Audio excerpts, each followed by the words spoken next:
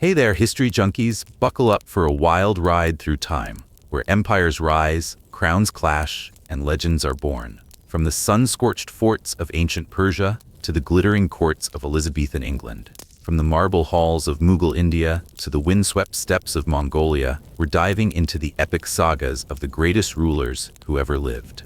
Forget stuffy history lessons. These kings, emperors, and queens wielded wit, steel, and ambition so bold, they'd make modern CEOs look like interns fumbling a Zoom call.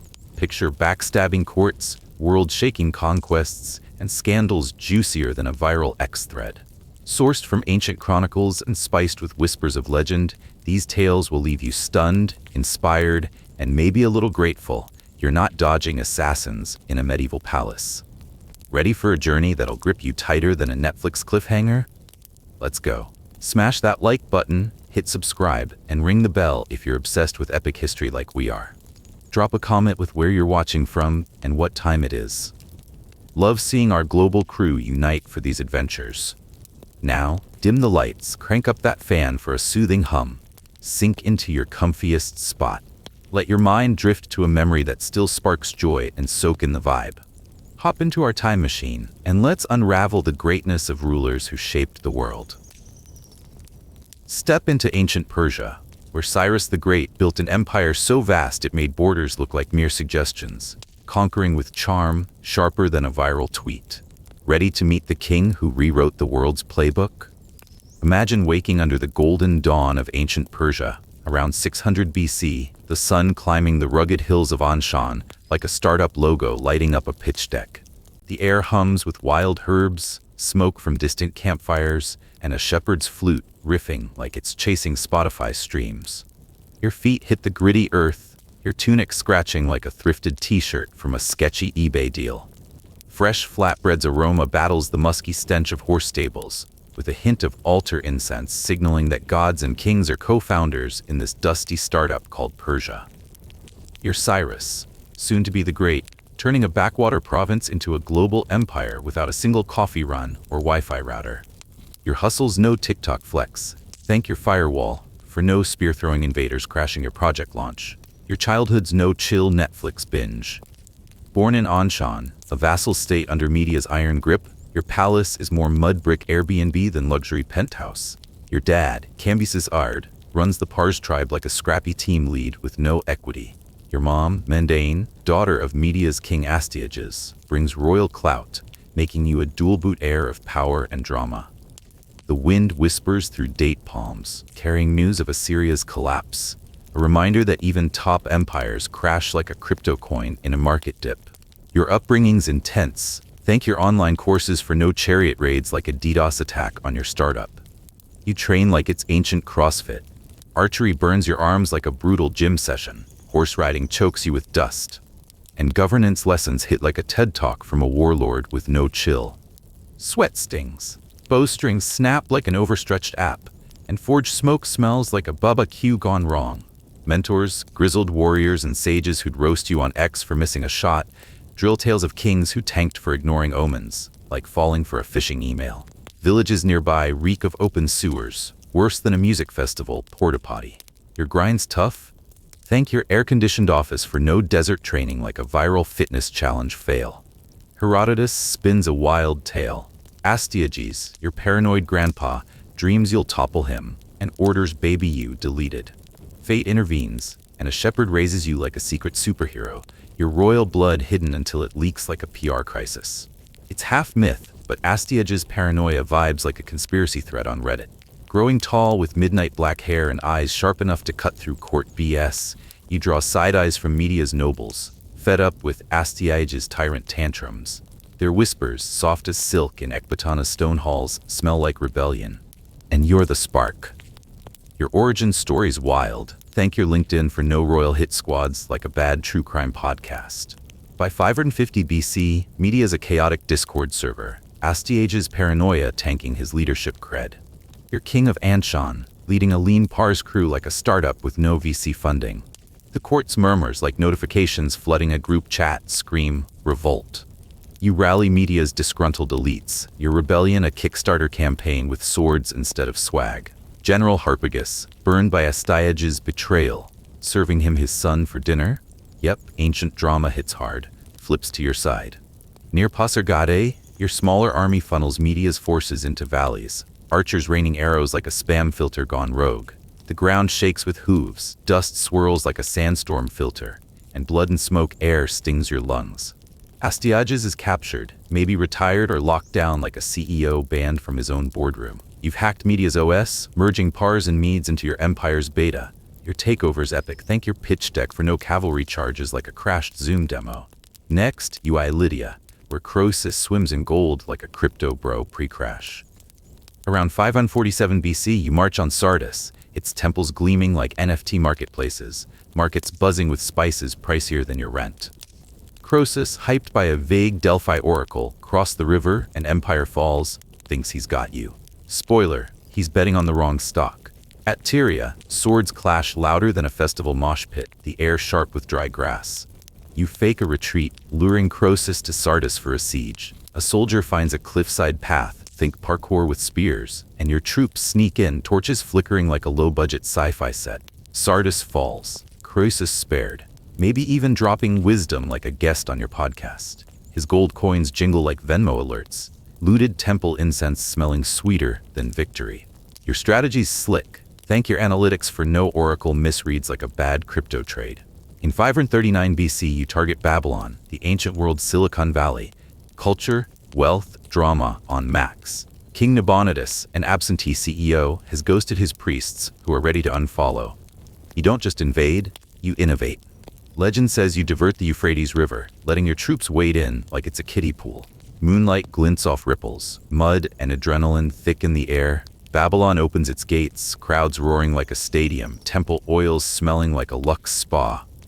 You issue the Cyrus Cylinder, a clay tablet decreeing religious freedom and repatriation, letting Jews rebuild Jerusalem's temple. The stylus scratches like a pen on a blockbuster deal, wet clay earthy as fresh soil. It's PR gold, maybe the first human rights charter. Your launch isn't clay tablets. Thank your press release for no river-diverting invasions like a viral PR stunt. Your empire, spanning the Mediterranean to the Indus, is a cultural playlist bigger than Spotify's catalog. You're a systems architect, not just a conqueror. The satrap system lets local governors run provinces like regional apps, keeping their local vibe. Royal roads stretch like 5G networks, couriers racing like prime delivery drivers, hooves kicking up dust that clings to your skin. You smell horse sweat, hear bridge creaks, feel taxes building bridges from Egypt to Bactria. Nobles plot like reality TV villains. Frontier tribes fight like they're rage posting on X. You show mercy to those who kneel, but crush traitors, keeping your empire tighter than a corporate NDA. Your scale's massive. Thank your cloud infrastructure for no 2,000-mile marches like a brutal startup grind. In 530 BC, you face the Massagetae, led by Queen Tamiris, a warrior who'd shred influencers in a debate. The steppes freeze, wind howling like a toxic Reddit thread, grass smelling of defeat. You try spiking their camp with wine, like hacking their servers with a phishing scam. Tamiris hits back, her counterattack a banhammer. You fall, blood soaking the grasslands. Herodotus claims she dunked your head in a blood-filled sack, a flex that trend with savage queen. Your tomb at Pasargade, simple stone in a green sea, hums with distant chants as you touch its cool surface. Your exit's dramatic. Thank your quiet days for no-step battles like a viral TikTok takedown. Your Achaemenid empire rolls on under Cambyses the Tick than Darius I, a machine you coded from scratch. The Bible calls you God's MVP. Xenophon's Cyropedia paints you as a life coach. And even the Greeks give props. Your roads, postal system, and cultural remix set the stage for Rome. You smell temple incense, hear galloping couriers, feel an invisible crown's weight. You built a world where differences didn't mean division. Your legacies know X-Flame war. Thank your platform for no arrow-dodging diplomacy like a heated Reddit thread. The dark side's real. Your taxes, like a forced Netflix subscription, drain farmers while nobles stack gold. Conquests burn resources like a bad crypto bet. And rebellions flare like bugs in untested code. Your mercy, legendary as it is, doesn't reach everyone. Executions send a brutal message. Blood and ash heavy in the air. Constant campaigns keep you from your family. Your heart stuck on a loading screen. Your grind's not ancient. Thank your work-from-home setup for no empire-wide rebellions like a toxic group chat. Myths amplify your legend. Your spear, said to be God-forged, glows like a sci-fi prop, piercing enemy lines.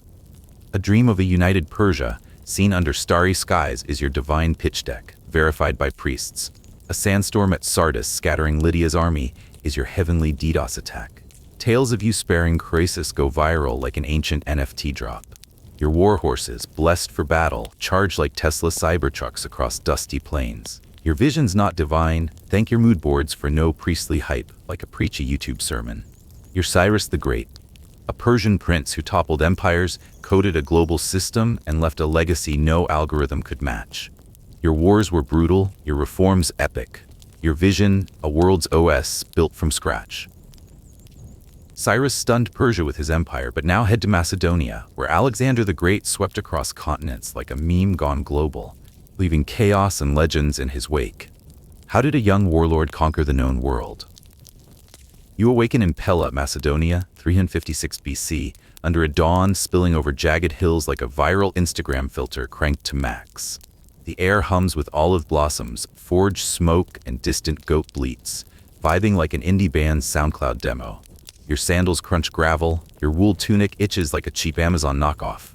Fresh bread's aroma from a nearby oven clashes with the sweaty musk of soldiers drilling, while myrrh from a temple altar hints the gods are either hyping you up or trolling. You're Alexander, son of Philip II and Olympias, destined to be the Great, turning a scrappy Balkan kingdom into a global empire faster than a startup hits unicorn status. Your grind's no TikTok stunt. Thank your VPN for no Persian armies crashing your launch party. Your childhood's no Netflix chill. Pella's palace is more fortress than Luxe Airbnb, in a Macedonia that's less world power and more underdog with big dreams. Your dad, Philip II, is the Steve Jobs of Greece, unifying tribes and building an army leaner than a startup's MVP. Your mom, Olympias, is a mystic firebrand, whispering divine ancestry like she's pitching a fantasy novel. Aristotle, the OG philosopher, like a TED Talk host with no slides, crams your head with philosophy, science, and Homer, planting dreams bigger than Macedonia's hills. Parchment and ink fill your study, spears clatter outside, a constant ping of your military destiny. Your education's brutal. Thank your online courses for no epic poetry marathons like a crashed Google Classroom. Your teens are less prom, more beast mode. Take Bucephalus, the horse no one could tame, bucking like it's glitching in a video game. Nobles fail, but you, barely a teen, spot he's spooked by his shadow. You turn him to the sun, mount up and ride like a pro. Dust stings your throat, cheers roar, and Philip buys the horse, your four-legged wingman. That moment brands you. You don't just solve problems, you make them your logo. Your flex isn't viral. Thank your ex-post for no wild horse challenges like a bad TikTok stunt. At 20, in 336 BC, Philip stabbed at a wedding, a plot twist straight out of Game of Thrones. Rumors swirl, Olympias, you? No proof, but the timing's suspiciously clean. You seize the throne, not with pomp, but in crisis mode, like a CEO stepping into a failing startup. Greece's city-states, Athens, Thebes, smell weakness and rebel faster than trolls on a bad ex-post. You wield Philip's elite army, think seals with sarissas, and crush dissent at Chaeronea. Leading the cavalry, you flank the Greeks, the phalanx holding like a firewall. Thebes folds, Athens bows, and you forge the Corinthian League like a merger sealed on Zoom. Your takeover's intense. Thank your org chart for no city-state rebellions like a toxic Slack thread. Persia's your real target, a superpower making Macedonia look like a garage startup. In 334 BC, you cross into Asia Minor with 35,000 men, hitting the Granicus River like it's your IPO. Persian satraps hold the high ground, thinking they've got you. You charge across the river, leading cavalry like you're live streaming an action flick. Hooves thunder, spears splinter, sweat and iron choke the air. Your phalanx locks shields, a human tank, and you carve through, nearly taking a blade to the skull. The Persians break, their commanders down, and you own Asia Minor. Your launch isn't a bloodbath. Thank your analytics for no river battles like a hacked server crash. Issues, 333 BC, is your breakout hit. Darius III, Persia's CEO, rolls up with an army dwarfing yours. Think corporate giant versus indie app. The narrow valley evens the odds, and you play it like a chess grandmaster. Your phalanx pins their front, a steel wall, while you charge Darius with cavalry, speed-running a boss fight. Dust clouds the air, screams drown out clashing bronze, and Darius bolts, his army crumbling like a breached database. You capture his family and treasury, but treat his kin with respect, a PR flex smoother than a corporate apology. Your win's no press release. Thank your CRM for no chariot chases like a viral TikTok fail. Egypt's a vibe shift. In 332 BC, locals, fed up with Persia, crown you pharaoh like you're headlining Coachella. Lotus flowers and temple incense fill the air, priests chanting as papyrus rustles. You found Alexandria, a city destined to outshine Silicon Valley. Its library, the ancient Google. No siege, just charisma and strategy, like nailing a pitch to VCs. Your expansion's not ancient. Thank your LinkedIn for no temple rituals like a bad networking event. Tyre's island fortress isn't so welcoming. In 332 BC, they defy you, their seawalls smug as a paywall. You build a causeway, a literal road into the sea, over 7 months, catapults hurling stones as waves crash like a DDoS attack. Breaching the walls, you go dark. 2,000 survivors crucified, a warning louder than a trending horror clip. Saltwater and blood linger, screams haunting. Your PR's cleaner? Thank your X account for no mass executions like a cancelled influencer. Thebes, 335 BC, also feels your wrath. Their rebellion triggers a brutal response. You raze the city, kill 6,000, enslave 30,000. Ashes sting your eyes, captives' wails cut deep. It's ruthless, keeping Greece in line like a grim NDA. Your leadership's softer. Thank your HR policies for no city-raising ultimatums like a toxic Reddit AMA. Gaugamela, 331 BC, is your masterpiece. Darius's army, chariots, elephants, numbers like Amazon versus your Etsy shop, seems unbeatable. You pick a plane, feint a retreat, and lure Darius into overextending like baiting a bad bot. Your cavalry charge, aiming for Darius, dust choking your throat, steel clanging louder than a festival crowd. He flees, his army collapses, and you claim Babylon, Susa, Persepolis, their gold and incense yours. Your strategy's not war. Thank your dashboards for no elephant battles like a glitched strategy game. India's Hydaspes River, 326 BC, tests you. King Porus's elephants loom like tanks, the far bank a fortress. You sneak across at night, rain soaking your cloak, the river's roar hiding your moves. Elephants stomp, but you flank with cavalry, your phalanx pinning infantry. Mud smells of monsoon and blood, elephant trumpets chilling. You win, spare Porus, and ally with him, a deal smoother than a corporate merger. Your negotiations aren't muddy. Thank your Zoom for no elephant fights like a bad live stream. Your empire, Greece to India, is a cultural playlist bigger than Spotify's. You found Alexandrias like Starbucks franchises, blending Greek and local vibes. Hellenism as a viral app. You married Persian princesses, rock their style, and push your men to mix cultures like a global rebrand. Markets clink with coins, Alexandria's library hums with scholars, spices scent the air. Your vision's not ancient. Thank your global team for no cultural mashups via sword like a heated X debate. The shadows are real. Paranoia creeps in, like a buggy algorithm.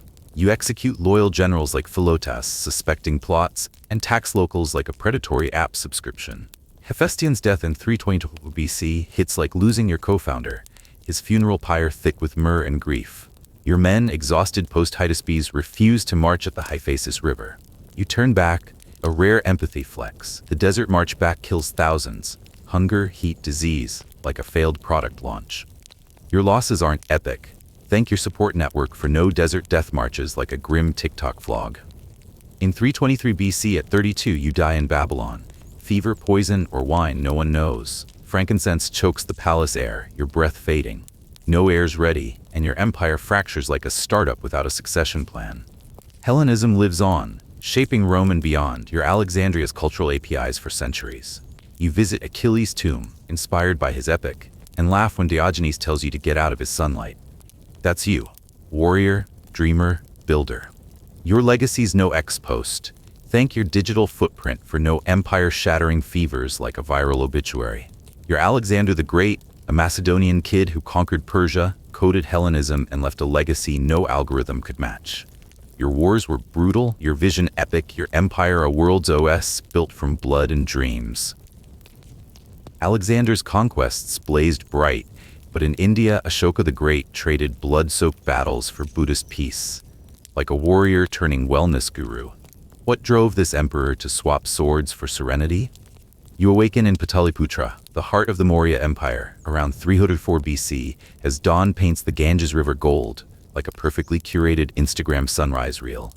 Jasmine's sweet musk weaves through the sharp tang of turmeric from bustling markets, sandalwood smoke from temple altars, blending with the earthy scent of monsoon-soaked soil.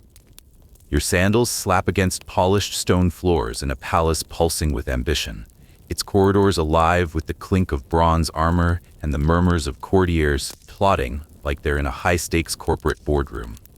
You are Ashoka, grandson of Chandragupta Maurya, not yet the Great, but a prince with a fire in your belly and a destiny to reshape the world.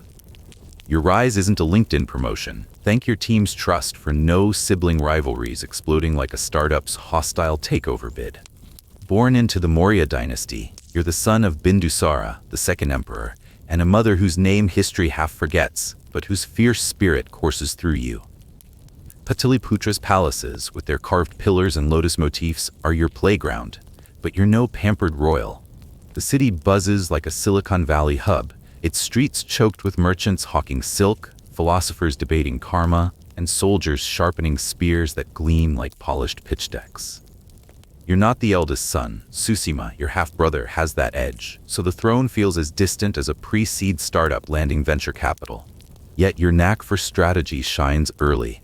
Sent to quell rebellions in far-off Taxila, you march through dusty plains, the air thick with the stench of unwashed troops and the jangle of war elephants. You crush the revolt with brute force and charm, punishing corrupt officials like a founder ousting shady execs after a whistleblower leak. Ujjain follows, where you tame a trade hub, securing roads and markets like streamlining a supply chain for next-day delivery. These wins aren't just resume flexes, they make you a contender, though your brothers eye you like competitors in a pitch-off. Your early victories aren't KPIs. Thank your mentors for no court intrigues cutting like a viral expose on Glassdoor. Your father's death in 272 BC throws the empire into chaos, like a tech giant losing its CEO mid-launch. The throne's up for grabs, and Susima's the favorite, backed by nobles betting on stability. But you've got the army's loyalty and a knack for power plays. The court becomes a chessboard. Alliances shifting faster than trending hashtags. Whispers of fratricide swirl. Did you kill your brothers, exile them, or outmaneuver them? History's fuzzy, but the body counts real.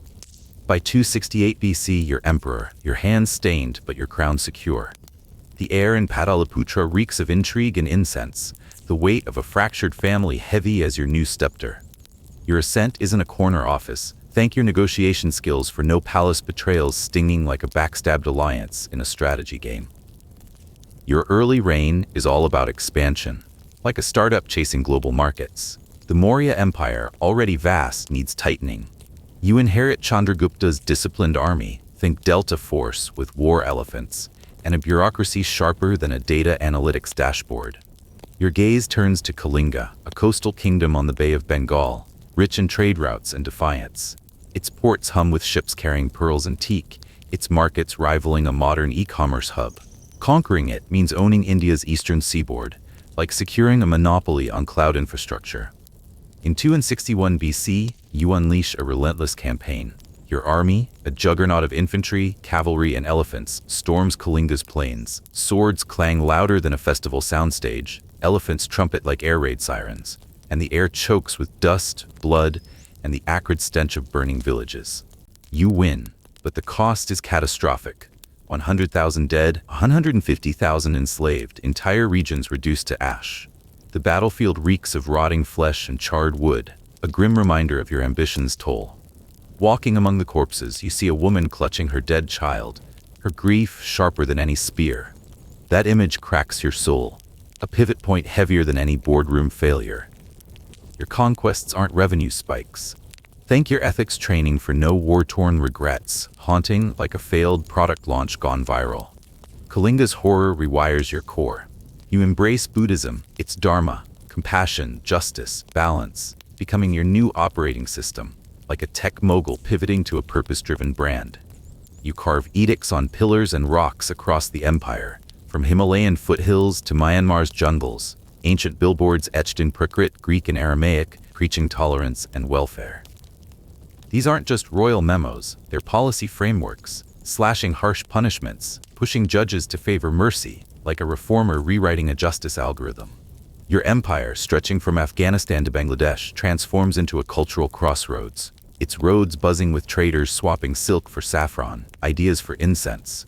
You build hospitals for humans and animals, dig wells, plant shade trees. Initiatives so forward-thinking they'd trend as a sustainability campaign today. The scent of fresh earth from new wells, the creak of carts on improved roads, and the chatter of grateful villagers fill your senses, grounding your vision in tangible change. Your reforms aren't policy briefs. Thank your project management apps for no stone-carved mandates, enduring like a timeless open-source repo. Your Buddhist zeal reshapes Asia. You sponsor the Third Buddhist Council in Pataliputra, standardizing scriptures like a dev team refining a codebase for scalability. You send missionaries, your son Mahinda to Sri Lanka, others to Thailand, Myanmar, even Greece, spreading Dharma like a viral marketing campaign with global reach. Your patronage sparks Gandhara art, fusing Greek statues with Buddha's serenity, a cultural remix that trends for centuries, like a genre-defining music collab. Lotus offerings perfume new monasteries, monks' chants resonating like a chart-topping podcast. You don't just rule, you architect a civilization, linking India to the Silk Road and beyond, your empire a hub of ideas and trade. Your influence isn't a cultural drop. Thank your streaming platforms for no missionary treks across continents, like a globe-spanning influencer tour. But greatness casts shadows. Your early ruthlessness, crushing rebels, taxing farmers, lingers like a one-star app review. Even after Kalinga, your empire's sprawl demands heavy levies, draining peasants like a freemium game with in-app purchases. You exile or execute potential threats, perhaps even kin, to keep the throne steady, the palace air thick with suspicion. Pataliputra's golden thrones and peacock gardens feel isolating. Trust is as scarce as a secure password. Your Buddhist pivot alienates some Hindu nobles, stirring court tensions like a divisive company rebrand. The weight of ruling, heavy as a war elephant, presses on you. Constant decrees, endless campaigns, and the fear of betrayal keep you vigilant. Your challenges aren't ancient. Thank your crisis management training for no noble conspiracies brewing like a toxic subreddit flame war. A legend paints you as a king who listens. Disguised as a merchant, you wander Pataliputra's markets, the air rich with cumin and sweat, overhearing traders complain about corrupt tax collectors. You act swiftly, firing crooked officials and easing levies, like a CEO addressing a viral customer service scandal. Another tale, you promise a village tax relief if they rebuild their irrigation canals. They deliver, and you honor your word despite advisors grumbling, declaring, "A king's promise is stronger than stone." The fields bloom, your reputation soars, the scent of fresh crops mingling with villagers' cheers. These stories, perhaps half true, show a ruler who values trust over power. A leader who walks among his people to feel their pulse. Your leadership isn't folklore. Thank your user feedback surveys for no undercover market missions risking exposure, like a leaked company memo. Your diplomatic finesse is a masterclass. When Western tribes plot rebellion, you send silk, spices, and trade offers instead of elephants, turning foes into partners like a diplomat sealing a global trade deal. The scent of saffron wafts as your envoys charm rivals, their negotiations smoother than a high-stakes pitch on Shark Tank. Your empire hums with commerce from Kabul's bazaars to Bengal's ports, linking east and west like an ancient logistics network. You foster alliances with distant kings, your letters carried by couriers who race across royal roads, their hooves kicking up dust that smells of opportunity. Your diplomacy isn't just peace, it's a strategic API, syncing disparate cultures into a cohesive empire. Your alliances aren't medieval. Thank your networking events for no camel caravan treaties, sealing deals like a high-pressure sales pitch. By 232 BC, fever claims you at 72 in Pataliputra, your breath fading amid incense and silk. The palace mourns, its golden halls dimmed, as your empire begins to fray without your vision, splintering like a tech giant post-founder exit. Yet your legacy endures. The Dharma wheel, etched on your pillars, spins on India's flag, a testament to your vision of justice.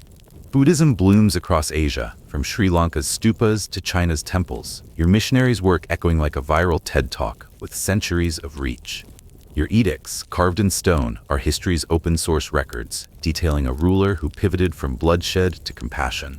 The Ganges flows on, carrying your story, warrior, reformer, human. Your legacy isn't a fleeting post. Thank your digital archives for no fevered exits fading like a forgotten blog in the internet's depths. You're Ashoka the Great, a Mauryan prince who conquered Kalinga, embraced Dharma, and coded a compassionate empire. Your wars were brutal, your reforms epic, your vision a world's operating system, built from blood, remorse, and vision. No algorithm required.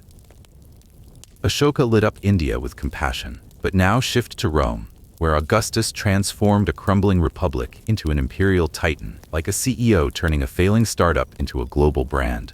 How did this emperor redefine power? Picture Rome in 63 BC. Dawn breaks, the air heavy with olive oil and Tiber River funk, like a city beta-testing civilization on a creaky server. Your tunic itches like a thrifted fast fashion buy. Cobblestones bruise your feet. Roosters crow louder than a group chat notification storm. You're Gaius Octavius, a skinny kid from Velitrae, where noble means your family's got a few goats and a lawyer. By 27 BC, you're Augustus, rebooting Rome from a chaotic startup into a global empire. No Wi-Fi needed. Your grind's no TikTok flex. Thank your project management tools for no dagger-filled power struggles derailing your big pitch. Born into the equestrian class, Rome's middle management, you're no senator. Your mom, Atia, Julius Caesar's niece, gives you a backstage pass to his world. At 18, Caesar's 44 BC assassination flips your life. The Senate's a crime scene, blood pooling like spilled wine, senators bolting like ex-users during a platform crash. Caesar's will names you his adopted son, Gaius Julius Caesar Octavianus, handing you his legacy like a startup with no documentation. The air smells of wax and ink, Rome's elite glare, sizing you up like you've crashed their Zoom board meeting. Your inbox isn't a civil war. Thank your email filters for no inherited empire chaos, like a high-stakes reality show twist. You're in Illyria, studying rhetoric, when the news hits. Advisors urge you to hide, like dodging a viral smear campaign. But you sail to Rome, bold as a founder pitching with no MVP. At 19, you wield Caesar's name like a trending hashtag, using his cash to rally veterans. Their cheers louder than a Twitch stream hitting peak viewers. You're no soldier, pale, sickly, more coder than conqueror. But your mind's a supercomputer. You smell tavern wine, hear coins clink for loyalty, feel the weight of a name heavier than a maxed-out crypto wallet. Rome's sewers reek worse than a festival porta-potty. Your commute's a breeze. Thank your rideshare apps for no sword-drawn city treks like a glitched navigation app. Plutarch says Mark Antony, Caesar's top dog, mocks you as a beardless boy, like a boomer dunking on a Gen Z influencer. You don't clap back. You strategize. In 43 BC, you form the Second Triumvirate with Antony and Lepidus. A shaky alliance, like a group project where everyone's eyeing the lead credit. Your target, Brutus and Cassius, Caesar's killers. At Philippi in 42 BC, your illness sidelines you. But Antony's tactics and your funds crush the Republic's old guard. Blood soaks the fields. Swords clang like a festival mosh pit. And you're Caesar's heir, trending empire-wide. Your team dramas don't end in battles. Thank your Slack channels for no blood-soaked showdowns like a corporate turf war. The Triumvirate's a ticking time bomb. You run Italy. Antony's in the east with Cleopatra. Lepidus is stuck in North Africa, like a forgotten Jira ticket. By 36 BC, you outplay Lepidus, stripping his power like canceling a freemium subscription, leaving him a ceremonial title. Antony's the real threat. His Cleopatra romance, a tabloid headline. You spin a PR masterpiece, painting him as a traitor seduced by an Eastern witch plotting to hijack Rome. Coins and speeches scream "Save Rome" like a viral crowdfunding campaign. In 32 BC, the Senate declares war on Cleopatra, not Antony, a legal hack smoother than a corporate rebrand. Your PR moves don't spark wars. Thank your marketing team for no empire-wide smear campaigns like a trending smear thread. Actium, 31 BC, your checkmate. Agrippa, your tactical genius, runs your fleet like a pro gamer dominating an esports final. Antony's ships jam up, morale crashing like a plummeting stock chart. Cleopatra bolts. Antony follows. Their fleet folds like a failed NFT drop. You take Egypt, its grain silos smelling like power. At 32, you're Rome's sole boss, crowds roaring like a sold-out arena, your armor glinting like it's got a Snapchat filter. Your career wins don't sink fleets. Thank your boardroom deals for no naval battles like a high-stakes esports loss. 27 BC. You restore the Republic, a PR stunt, handing power to the Senate while keeping the army veto in key provinces. Like a CEO faking decentralization while holding the keys. They name you Augustus, the revered one. Launching the Principate. You're not king, you're princeps, humbler than a LinkedIn thought leader.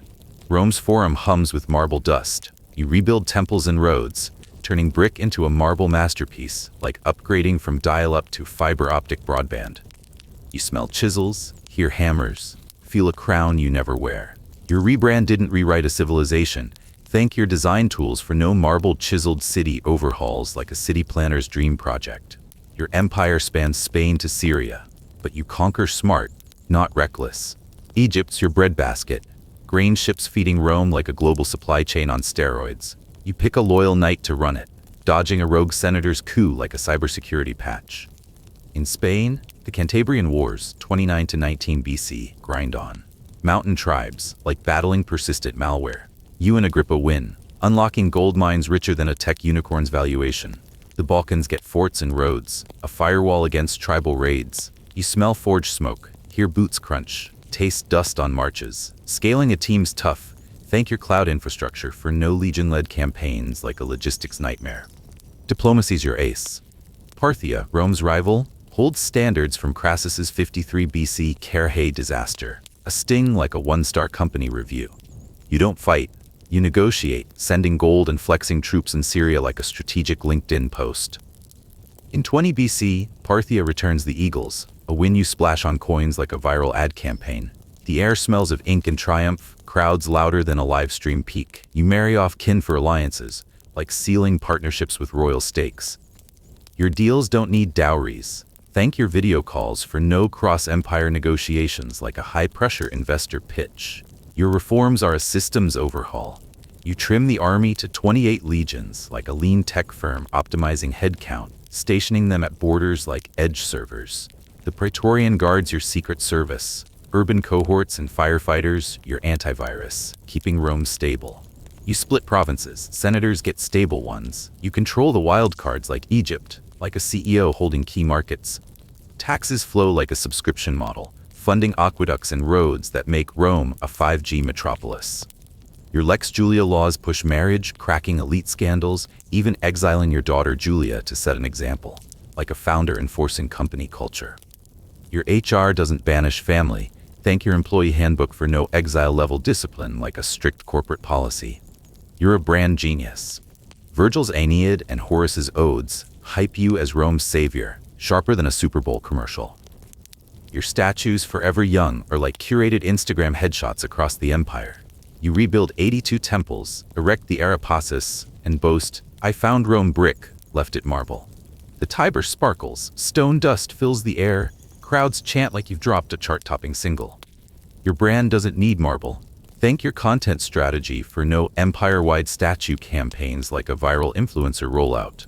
The dark side's real. Actium's carnage leaves bodies floating like a grim TikTok trend. Spain and Balkan campaigns crush tribes, blood soaking the dirt. You lose heirs, Gaius Lucius forcing you to pick Tiberius, like switching to a backup server. Your moral laws annoy elites, like overzealous content filters. Prescriptions purge rivals, your toga heavy with secrets. Your office politics don't involve death lists. Thank your legal team for no execution-level power plays like a ruthless corporate purge. Teutoburg in 9 AD is a gut punch. 3 legions lost, a system crash worse than a server outage. You pull back to the Rhine, a strategic pivot like reinforcing a cybersecurity protocol. By 14 AD, you're 75, dying in Nola with a quip. If I played my part, applaud as I exit. Your tomb looms like a verified X profile, the Senate naming you Divus Augustus, a god. Pax Romana, your 200-year peace, hums with trade and art, a global OS running smoothly. Suetonius sings your praises, your roads and laws shaping Rome for centuries. Your legacy isn't a fleeting post. Thank your digital archives for no empire-shattering losses fading like a forgotten blog. Your political genius shines in alliances. You join Antony and Lepidus, knowing they'll clash like co-founders fighting over equity. You ditch Lepidus with a smile, like archiving a dead Slack thread. Antony's Cleopatra romance is your opening. You paint him a sellout, coins and speeches your viral campaign. Actium's your checkmate, Agrippa's fleet your queen, the sea reeking of salt and smoke. Your rivalries don't need propaganda. Thank your coffee chats for no empire-wide smear wars like a heated Reddit thread. Your military strategy's sustainable. Egypt's grain is your revenue stream. Spain's mines your venture capital. The Balkans your security patch. You lead in Spain, the air sharp with pine and blood. Teutoburg teaches restraint. You pivot, saving Rome's bandwidth. Your scaling doesn't need armies. Thank your analytics dashboards for no legion-driven conquests like a high-stakes logistics overhaul. Diplomacy's your trump card. Parthia's standards are Rome's wound, but you close it with talks, not swords. The 20 BC deals a coup, coins celebrating like a viral marketing drop. You marry kin to lock allies, like signing NDAs with kingdoms. Your contracts don't need royal blood. Thank your deal-making skills for no eagle reclaiming diplomacy like a tense boardroom negotiation. Your reforms are Rome's code base. You streamline legions, secure borders, tax like a SaaS model. The Praetorians are your admin access, provinces your microservices. You push values, exiling Julia to prove it like a CEO enforcing culture. Your policies don't rewrite society. Thank your management frameworks for no empire-wide legal overhauls like a regulatory pivot. Your cultural patronage is a branding win. Virgil's epics are your origin story. Horace's odes your hype track. Your marble Rome, temples, forums, aqueducts, screams empire like a tech HQ. You smell chisels, hear crowds, your legacy carved in stone. Your legacy doesn't need stone. Thank your branding team for no marble-carved monuments enduring like a timeless marketing campaign. You're Augustus, a Velitrae kid who outplayed Rome's elite, coded Pax Romana, and built an empire no algorithm could match. Your wars were brutal, your reforms epic, your vision a world's operating system forged from strategy and sacrifice.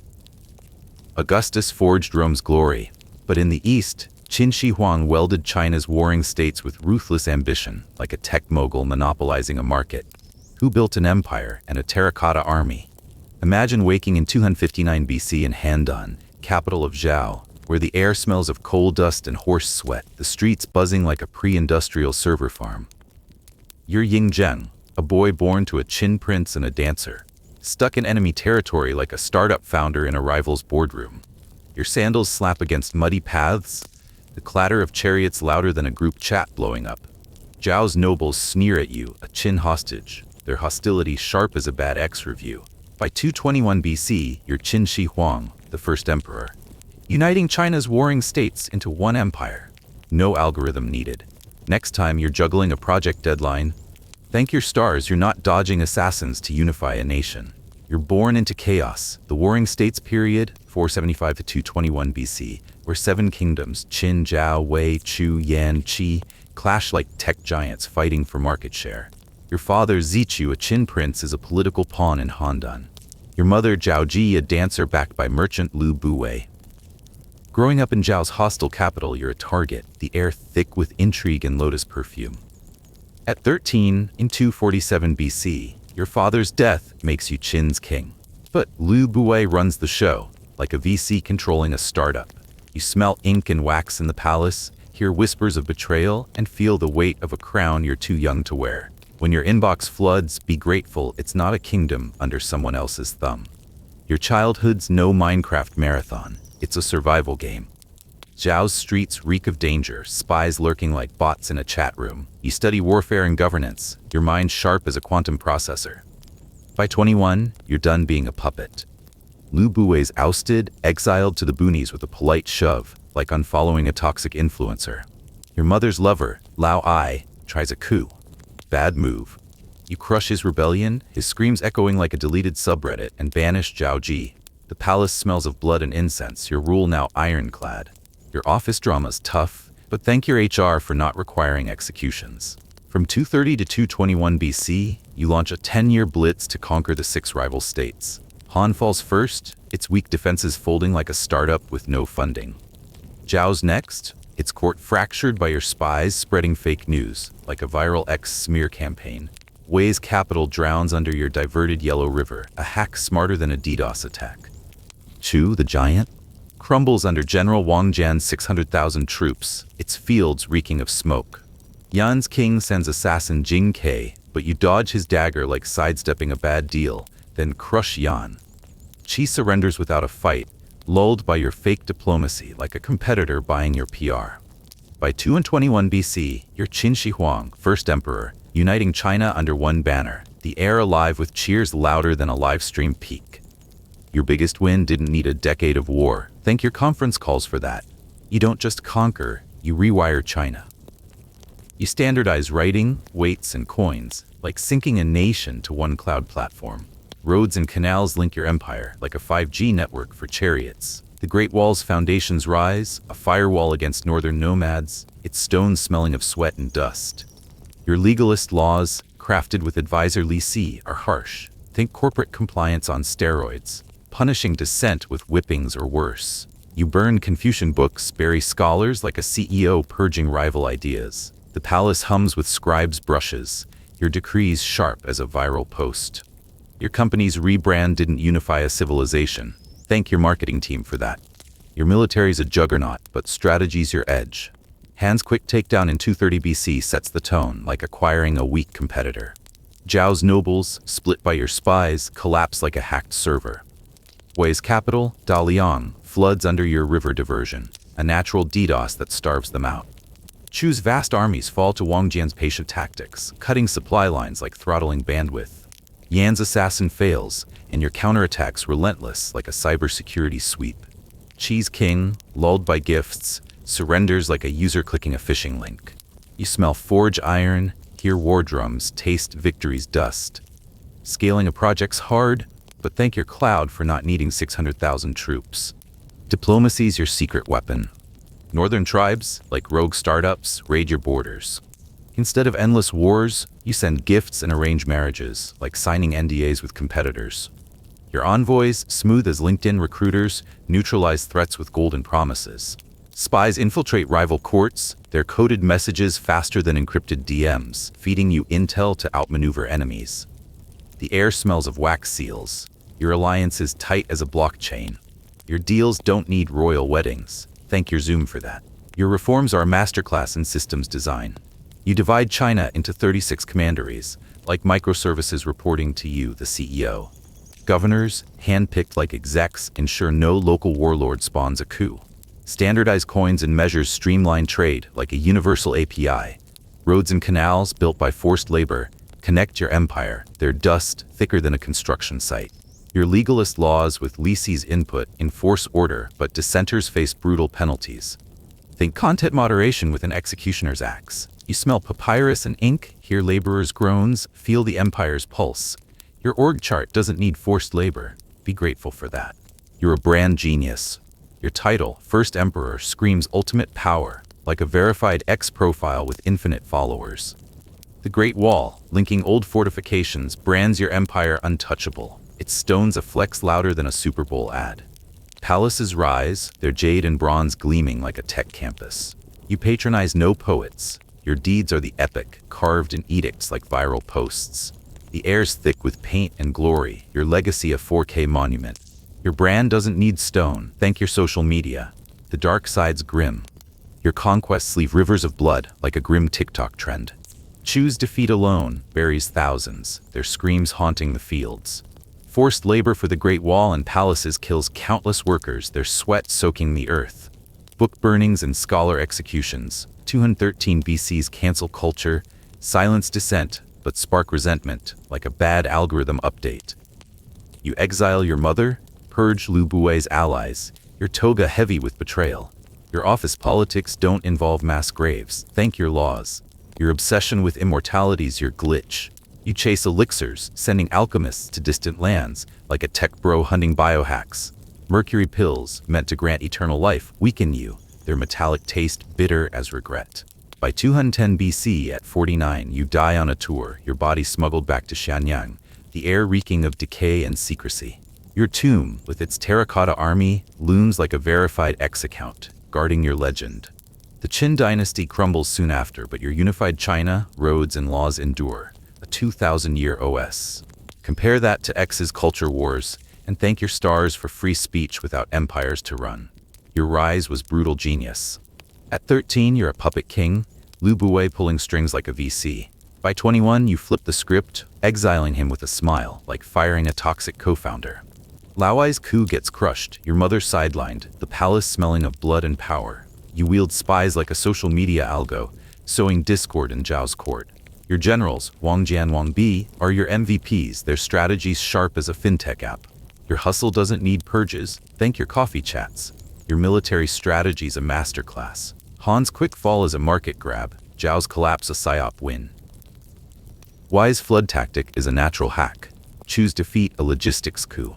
Yan's pursuit after Jinki's failed hit is relentless, like a cybersecurity sweep. Qi's surrender, lured by fake peace, is a phishing scam done right. You smell smoke and steel, hear hooves thundering, taste victory's grit. Scaling doesn't need armies, thank your spreadsheets. Diplomacy's your trump card. Northern tribes get gifts and brides like strategic partnerships. Your spies, embedded in rival courts, feed you intel faster than a newsfeed. The 221 BC unification is your IPO, the heir alive with triumph. Your contracts don't need royal blood, thank your lawyers. Your reforms are China's code base. Commanderies centralize power like a cloud platform.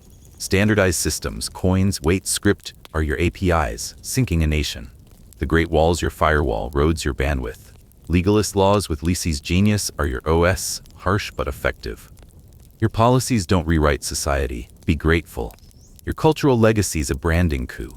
The first emperor title is your logo, the Great Wall your billboard. Palaces and edicts are your content strategy, no poets needed. You smell chisels and glory, hear crowds roar, your empire a viral hit. Your legacy doesn't need stone, thank your cloud. The myths amplify your legend. A childhood dream of a dragon soaring, scales gleaming like a sci-fi hologram, fuels your ambition, like a vision board for an empire. Lu Buwei's rumored sorcery, charms shielding you from plots, adds mystique, like a startup secret sauce. Your torch of immortality outside your palace burns eternal, a flex brighter than a neon sign. Your dreams don't need dragons, thank your vision. Your Qin Shi Huang, a boy from Handan who unified China, built the Great Wall and standardized a nation. Your laws were harsh, your wars bloody, but your vision coded an empire that shaped history for millennia, no algorithm required. Qin Shi Huang united China, but in Europe, Charlemagne carved a Holy Roman Empire with sword and scholar's pen, like a medieval CEO launching a cultural IPO. How did this king revive Rome's dream? Picture Aachen in 742, the air crisp with frost, the scent of wood smoke curling through a Frankish village like a Slack notification you can't ignore. You're Charles, soon to be Charlemagne, born to Pepin the Short, the first Carolingian king, and Bertrada, a queen sharp as a boardroom negotiator. The post-Roman world's a mess. Think a crashed server with warlords and tribes fighting over bandwidth.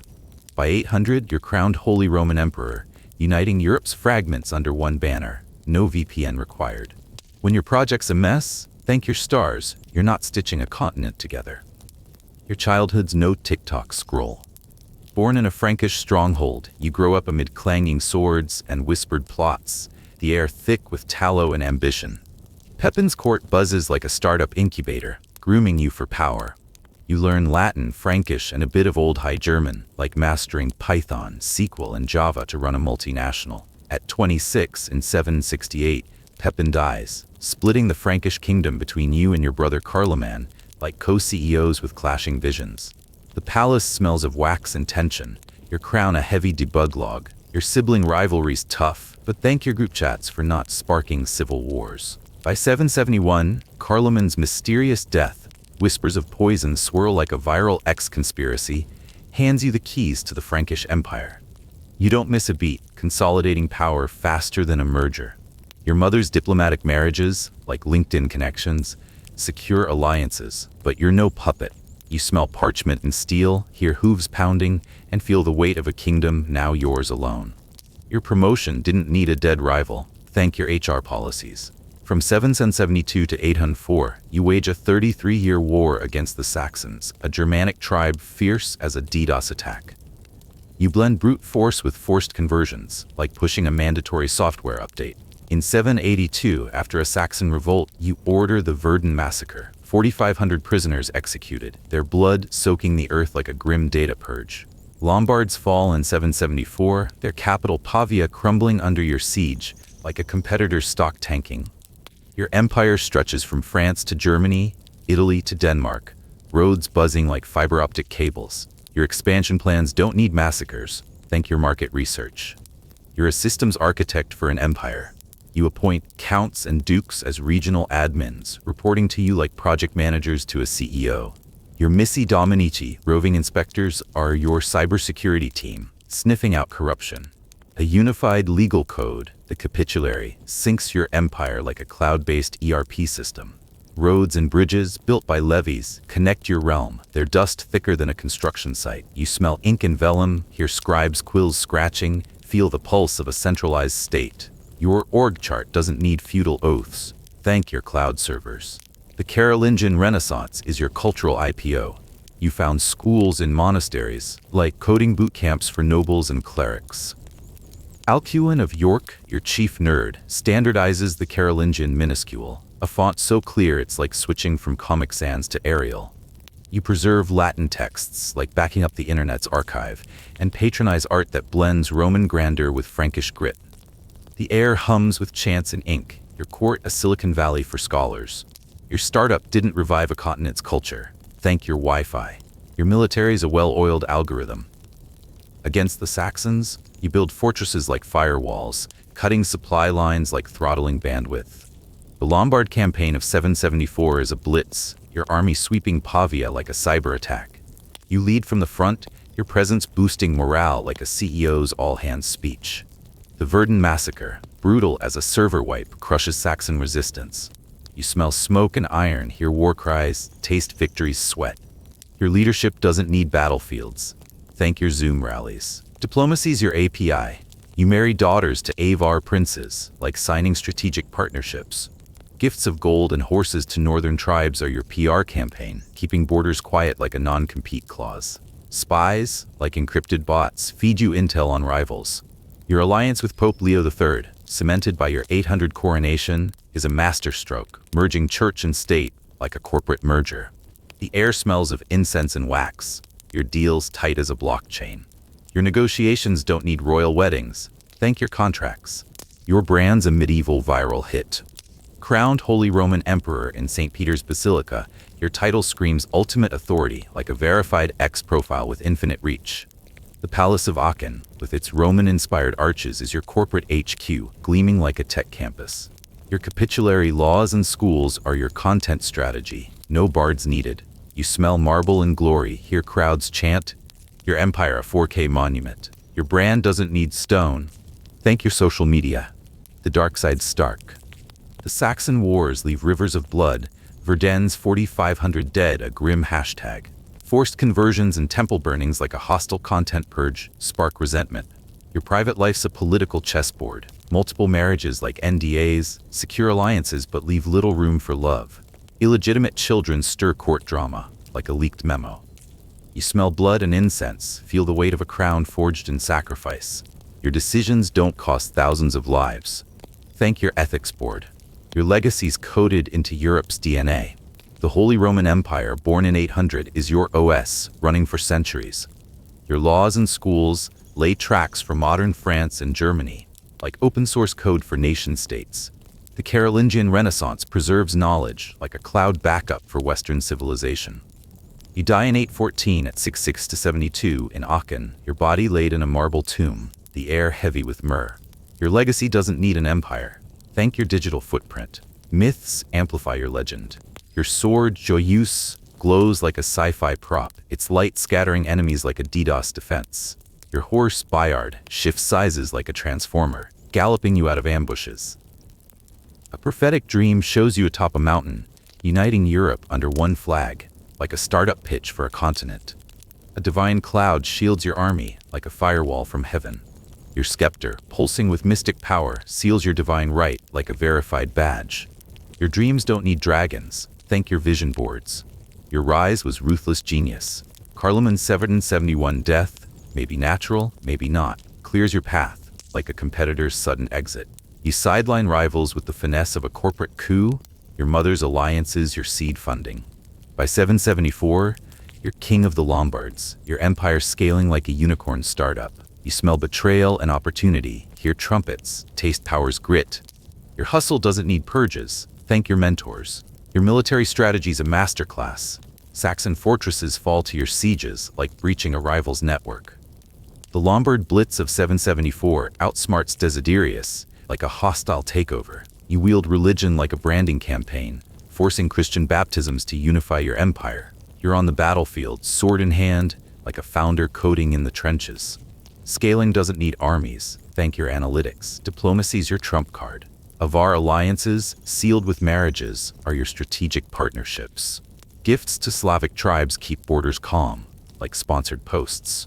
Your 800 coronation, orchestrated with Leo III, is your IPO, the air alive with incense and cheers. Your deals don't need crowns, thank your email. Your reforms are Europe's code base. Counts and dukes are your APIs, syncing regions to your will. The Missi Dominici are your auditors, ensuring compliance like a GDPR sweep. The Carolingian minuscule is your UI overhaul, making texts readable across the empire. Your policies don't rewrite a continent, thank your frameworks. Your cultural legacy's a viral launch. The title, Father of Europe, is your hashtag, trending for centuries. Aachen's palace and churches, like Romanesque prototypes, are your portfolio. Your schools and laws are your open-source contribution, shaping nations. You smell vellum and ambition? Hear scholars' debates, your empire a cultural API. Your legacy doesn't need cathedrals, thank your cloud. You're Charlemagne, a Frankish boy who forged an empire, revived Rome's glory, and coded Europe's future. Your wars were brutal, your reforms epic, your vision a millennium's OS, no algorithm required. Charlemagne ignited Europe, but in England, Alfred the Great turned a Viking-ravaged land into a fortress of knowledge, like a founder saving his startup from collapse. Can a king fight and teach his way to glory? Picture Wantage, 849, the air sharp with autumn chill, damp earth and thatch heavy in a Wessex village like a grainy Instagram filter. You're Alfred, youngest son of King Ethelwulf, born into a fractured England, a glitchy Discord server of rival kingdoms. Wessex, Mercia, Northumbria, East Anglia. Viking raids crash in like DDoS attacks, relentless and brutal, their long ships spamming your shores. By 871 at 22, you're king, forging a nation from chaos. By 899, you're Alfred the Great, the father of England. Your legacy a unified app for a nation. Your kingdom's no TikTok trend, you're not going viral with a crown selfie. Thank your VPN for no Viking raids crashing your server. Your childhood's no Netflix comfort zone. Wessex hums like a war room Slack channel, swords clashing, Viking longships lurking like malware in the fog. You're the youngest of 5 brothers, odds of kingship slimmer than a beta tester's budget. You learn Latin, Old English, and bits of Norse, like mastering Python and SQL to crack a rival's code. Your father's court smells of mead and leather, your mind sharp as a debugger. Your mother, Osber, drills you in poetry. Ethelwulf in war, your dual-boot upbringing. Your education's grueling, but thank your online courses for no Viking ambushes like a bad Uber pickup in a storm. By 871, your brothers, Ethelbald, Ethelbert, Ethelred, fall like dominoes to Viking axes or disease, their deaths hitting like a server crash. Ethelred dies after a brutal campaign, leaving you, the youngest, to inherit a kingdom under siege. You take the throne in a Wessex fort, the air thick with smoke and fear, your crown a rushed hotfix for a collapsing system. Whispers of your early alliances, Ealdorman quietly backing you, hint at a LinkedIn network built in the shadows. Your promotion's intense, but thank your HR dashboard for no sibling succession wars like a toxic family group chat. Your military campaigns are a resilience masterclass. From 871 to 878, Vikings under Guthrum hammer Wessex like a brute force hack, their raids flooding your defenses. You retreat to the Somerset Marshes, Athelney your off-grid AWS instance, hiding among reeds and mud. You rally locals, your feared militia like a crowdsourced firewall, forging weapons in secret like a dark web startup. In 878, you strike at Eddington, your shield wall solid as a load balancer, archers and spearmen shredding Guthrum's army. The air reeks of blood and mud. Your victory a patched zero-day exploit. Guthrum signs the Treaty of Wedmore, converting to Christianity, retreating to Danelaw, a DMZ for England. Your battles aren't Call of Duty. Thank your antivirus for no Viking raids like a relentless spam bot attack. Eddington's your unicorn moment. You pick the Wiltshire Hills, using rivers and marshes like a geo-fenced trap on Google Maps to slow Viking speed. Your shield wall holds like a fortified API. Your cavalry, Uber drivers in chainmail, smashing their lines. You smell sweat and steel, hear war cries, taste victory's grit. The Treaty of Wedmore carves England into Anglo-Saxon and Viking zones, buying you time to rebuild, like a system restore after a crash. You fork Viking tactics, blending their mobility with your discipline like open-source code. Your crunch time's less bloody. Thank your agile sprints for no shield wall slogs like a viral TikTok fail. Your burst system is England's cybersecurity suite. You build fortified towns, bursts, across Wessex, each a node in a defensive grid, like data centers with armed firewalls. Stone and timber walls rise, manned by rotating garrisons. You're fired on a DevOps schedule. Roads link them like fiber cables, boosting trade and troop movement. You smell sawdust and earth, hear hammers, feel a secure network hum. Burrs evolve into cities, their markets buzzing like e-commerce hubs. Your logistics a medieval Amazon Prime. Your defenses aren't medieval. Thank your cloud security for no Viking sieges like a bad server breach. You pioneer England's navy, a startup against Viking longships. Your ships, sleek and fast, patrol coasts like intrusion detection systems, blocking raids before they land. You train sailors, your CTOs of the sea, to outmaneuver Norse vessels in fog and storm. The salt air stings, waves crash, your fleet a beta test that scales. By 896, you're sinking Viking flotillas, securing Wessex's shores like a patched exploit. Your logistics don't need warships. Thank your DoorDash for no sea battle chaos like a botched delivery drop. Your reforms are England's codebase. You centralize power, appointing ealdormen as regional admins. Your laws a standardized API for justice. Courts and taxes sync Wessex like a SaaS platform, though peasants groan under levies like a predatory paywall. You smell ink and vellum, hear scribes' quills, feel the weight of a unified state. Your fired rotation keeps soldiers fresh like auto-scaling servers. You rebuild shires, each a node in your governance network, streamlining justice like a cloud-based CRM. Your rule isn't feudal. Thank your project management tools for no vellum edicts like a crashed Notion board. The Anglo-Saxon Renaissance is your cultural IPO. You invite scholars like Alcuin and Grimbold, your academic VPs, to revive learning. Monasteries become coding boot camps, translating Latin texts, Bede Boethius, into Old English, like open-sourcing knowledge for nobles and clerics. Your court hums with parchment and chants, your laws and chronicles a GitHub for Anglo-Saxon identity. You smell wax and wisdom, your legacy a cultural Dropbox syncing faith and reason. Your startup doesn't rebuild literacy. Thank your Google Docs for no monk-scripted scrolls like a bad YouTube tutorial. Diplomacy's your API gateway. The Treaty of Wedmore, with Guthrum's baptism, is a strategic pivot, like onboarding a rival to your platform. You marry daughters to Mercian lords, securing alliances like partnership deals on LinkedIn. Spies, your encrypted bots, track Viking moves across Danelaw, their reports sharp as DMs. You smell incense and mead, hear envoys' murmurs, your deals tight as a blockchain. You negotiate with Danes and Welsh, your truces syncing borders like a secure API. Your negotiations don't need baptisms. Thank your Zoom for no Viking parleys like a hacked Discord call. Your brand's a medieval viral hit. Titled The Great, you're England's verified influencer. Your burrs and navy trending in chronicles from Winchester to York. Winchester, your medieval Silicon Valley gleams like a tech campus, its cathedral a 4K monument to your reign. You smell stone and glory, hear bards sing, your legacy a unified England's beta. Your title, Father of England, goes viral like a medieval NFT drop. Your brand doesn't need stone. Thank your ex-posts for no bardic hype like a cringy TikTok duet. The dark side's grim. Burrs demand heavy taxes and labor, like a forced Netflix subscription, draining farmers' fields. Your centralized rule, efficient as a CRM, widens wealth gaps, nobles thriving while peasants toil. Executions of Viking prisoners, like a data purge, send a brutal message, the air thick with blood and ash. Your chronic illness, maybe Crohn's, burns like a bug you can't patch, flaring during campaigns.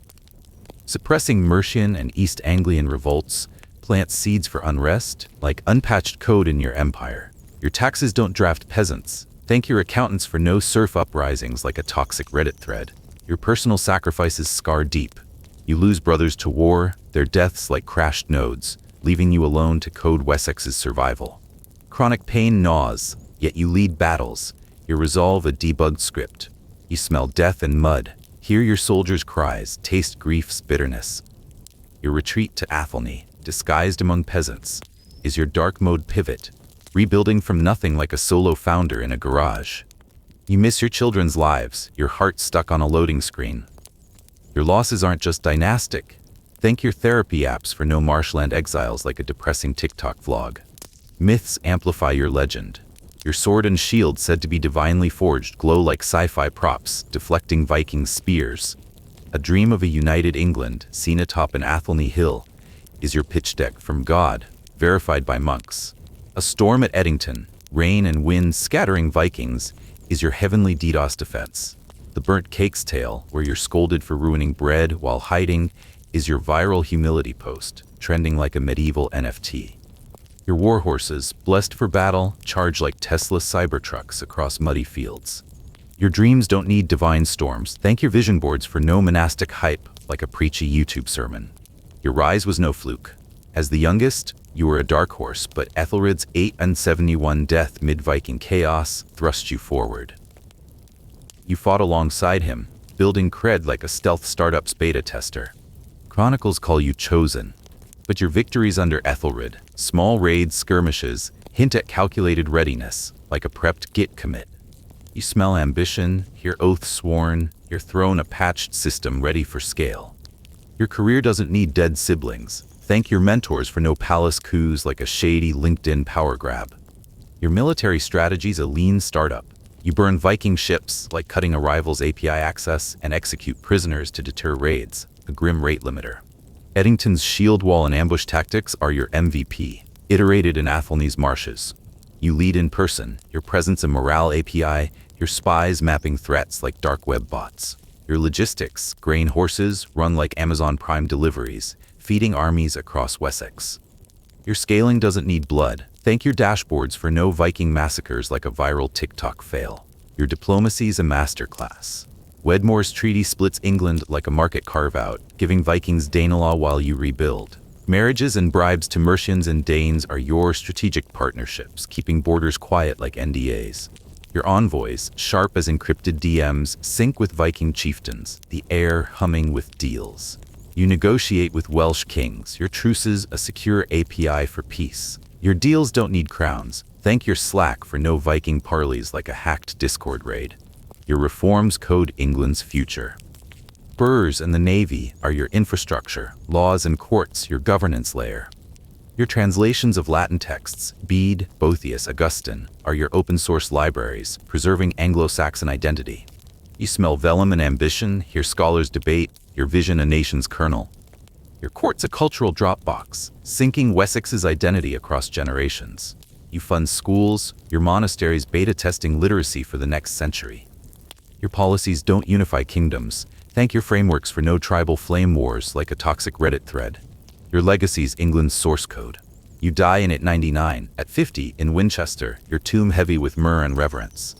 Wessex, your MVP, becomes England's core, your burghs its cities, your navy its shield. You're the father of England. Your laws and learning a cultural API for centuries.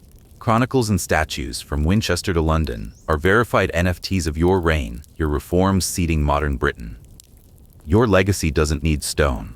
Thank your digital footprint for no vellum-carved sagas like a dusty archive post. You're Alfred the Great, a Wessex boy who beat Vikings, built burrs, and coded England's unity. Your wars were brutal, your reforms epic, your vision a nation's OS, no algorithm required. Alfred saved England with brains, but in Germany, Otto first forged an empire from chaos, like a coder debugging a crashed system into a masterpiece. How did this warrior king resurrect Rome's shadow? Picture Walhausen, 912, the air crisp with Saxon frost, wood smoke curling from a timber hall like a low-budget Instagram filter. You're Otto, second son of Henry the Fowler and Matilda, born into a fractured East Francia, a chaotic Discord server of feuding duchies. Saxony, Bavaria, Swabia, Franconia. The Carolingian Empire's collapse leaves a power vacuum. Local lords squabbling like rogue bots, while Magyar raiders, Vikings, and Slavs hit like zero-day exploits. By 936, at 24, you're king, crowned in Aachen's stone heart. By 962, you're Holy Roman Emperor, your legacy a unified app for medieval Europe. Your empire's no TikTok trend, you're not going viral with a crown selfie. Thank your Wi-Fi for no Magyar raids, your childhood's no Netflix binge.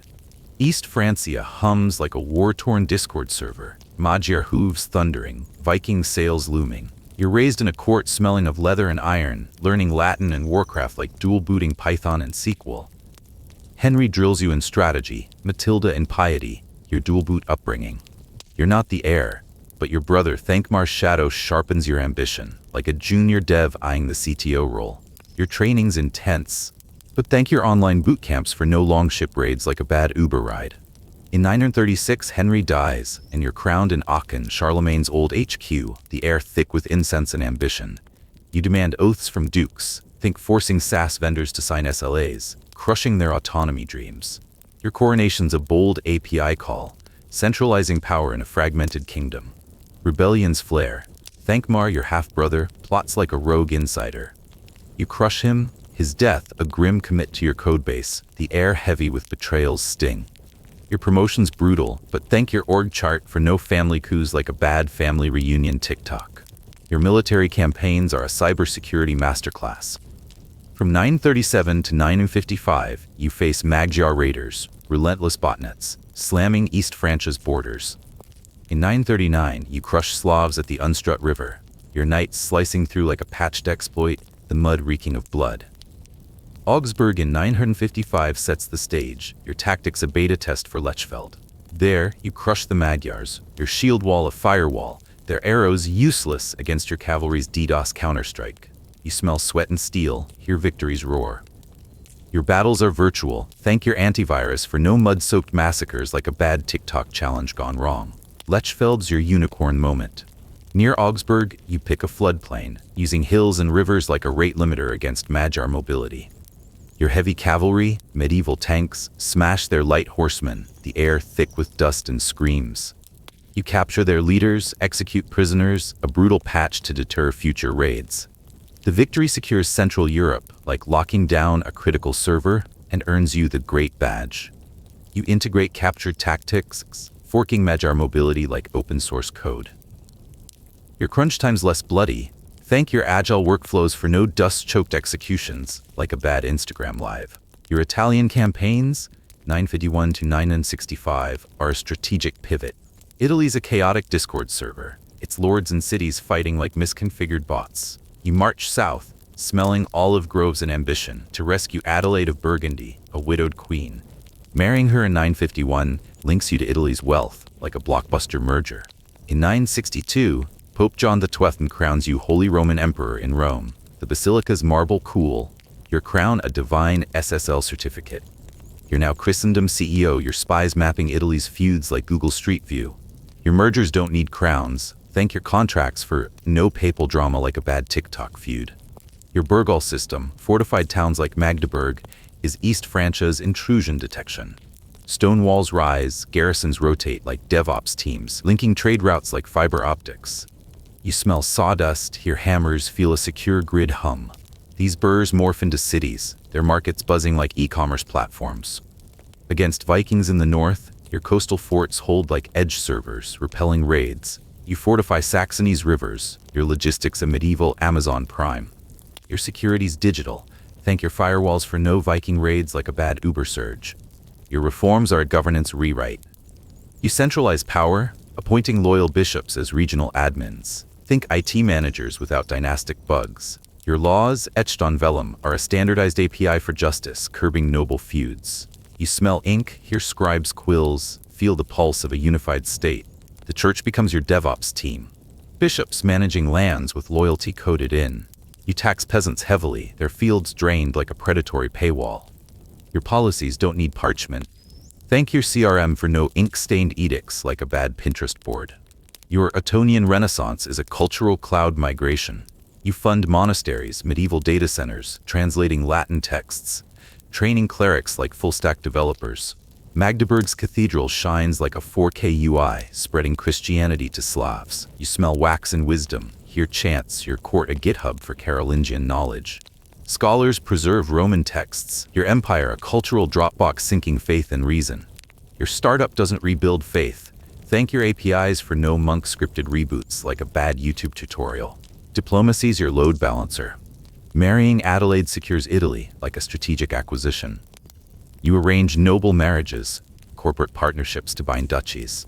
Your envoys encrypted messengers negotiate with Byzantium and popes, the air rich with incense and deals. The church's backing, sealed in Rome, is your verified badge, amplifying your clout. You balance Magyars and Slavs with bribes and blades, your treaties humming like OAuth tokens. Your deals don't need cathedrals. Thank your Zoom for no papal drama like a bad TikTok duet. Your brand's a medieval viral campaign. Crowned the Great, you're Europe's blue chip stock. Your empire trending in chronicles from Aachen to Rome. Aachen, your Silicon Valley, gleams with stone and ambition. You smell glory, hear bards, your legacy a rebooted Roman Empire. Your title, Pater Europae, goes viral like a medieval NFT. Your court, a trending hashtag. Your brand doesn't need stone. Thank your ex-posts for no bardic hype like a bad YouTube collab. The dark side's stark. Your centralization taxes conscription, hits peasants like a forced subscription, their fields drained. Executing Thankmar, your brother, reeks of cold pragmatism, the air bitter with kin's blood. Italian campaigns burn resources like a bad crypto bet, straining your treasury. Your church reliance, while stabilizing, plants seeds for future emperor-pope clashes like a latent bug in your codebase. Suppressing dukes alienates Bavaria and Swabia, sowing unrest like unpatched exploits. Your taxes don't draft serfs. Thank your accountants for no peasant revolts like a bad Reddit AMA. Your sacrifices cut deep. Edgitha's death, your first wife, hits like a server crash. Her loss a 4-4 error in your heart. You smell her absence in Aachen's halls. Hear silence where her counsel was. Adelaide's marriage, while strategic, feels like a pivot from grief. Constant rebellions. Thankmar dukes, even your son Liudolf, force vigilance, your trust firewalled. You taste betrayal's ash, yet code on. Your life a nomadic SSH session through hostile lands. Your losses aren't dynastic. Thank your support networks for no family feuds like a bad TikTok family vlog. Myths amplify your legend. Your scepter, blessed by the Pope, glows like a sci-fi artifact, rallying troops. At Lechfeld, St. Michael's appearance scatters Magyars, a divine DDoS attack. A prophetic dream of a reborn Rome, whispered by monks, is your viral pitch deck. Your God-chosen aura, spun by clerics, trends across Christendom like an NFT drop. Your war horses, enchanted for battle, charge like Tesla Cybertrucks. Your treasury, spent on churches, is a moral crypto wallet. Your visions don't need saints. Thank your mood boards for no monastic hype like a bad YouTube sermon. Your rise was calculated. Henry's death in 936 hands you the throne, but Thankmar's rebellion tests your beta. You crush it, proving you're no interim CEO. Your coronation at Aachen, Charlemagne's stage, signals a new OS, centralized, unyielding. You smell ambition, hear oaths, your rule a patch system ready for scale. You sideline rival dukes, your court a lean startup pruning inefficiencies. Your career doesn't kill kin. Thank your mentors for no palace coups like a bad LinkedIn drama. Your military strategy's a lean startup. Unstrut and Augsburg debug border threats, your knights iterating tactics like beta testers. Lechfeld's your MVP, blending cavalry and terrain like a killer app. In Italy, you merge force and diplomacy, securing Rome like a cloud migration. You lead personally, your presence a morale API, your spies mapping threats like dark web bots. Your logistics, grain, horses, run like Amazon Prime deliveries. Your scaling's bloodless. Thank your metrics for no Magyar massacres like a bad TikTok challenge gone viral. Diplomacy's a master API. Adelaide's marriage locks in Burgundy and Italy, like a cross-border merger. Church alliances, sealed by your coronation, are your OAuth token for legitimacy. You balance Magyars, Slavs, and Vikings with bribes and blades, your envoys humming like encrypted packets. Your treaties, binding duchies, sync like a secure Discord server. Your negotiations calm amid chaos. Your deals don't need cathedrals. Thank your Zoom for no papal drama like a bad TikTok duet. Your reforms are Europe's kernel. Bishops as admins, burgs as nodes, laws as APIs. You code a stable empire. Your Etonian Renaissance open sources Carolingian culture, spreading Christianity like a viral app. You smell vellum, hear scholars, your vision a unified Christendom. Monasteries preserve texts, your court a cultural Dropbox syncing Roman and Christian legacies. Your policies don't forge empires. Thank your frameworks for no tribal flame wars like a bad Reddit thread. Your legacy's a continental codebase. Dying in 973 at Pfalz-Memleben, your tomb heavy with myrrh, you leave a Holy Roman Empire running for 800 years. East Francia, your MVP, seeds modern Germany. Your burrs its cities, your church alliance its soul. You're the father of Europe. Your laws a cultural API. Statues and chronicles from Aachen to Magdeburg are verified NFTs of your reign. Your legacy doesn't need stone. Thank your digital footprint for no vellum-carved sagas. Your Otto I the Great, a Saxon prince who crushed Magyars, rebooted Rome, and coded a Christian empire. Your wars were brutal, your reforms epic. Your vision a continent's OS, no algorithm required. Otto first united Europe, but in the Middle East, Saladin, the chivalrous sultan, outwitted crusader kings with grace and steel, like a diplomat winning a Twitter war with one tweet. Who reclaimed Jerusalem with honor? Picture Tikrit, 1137.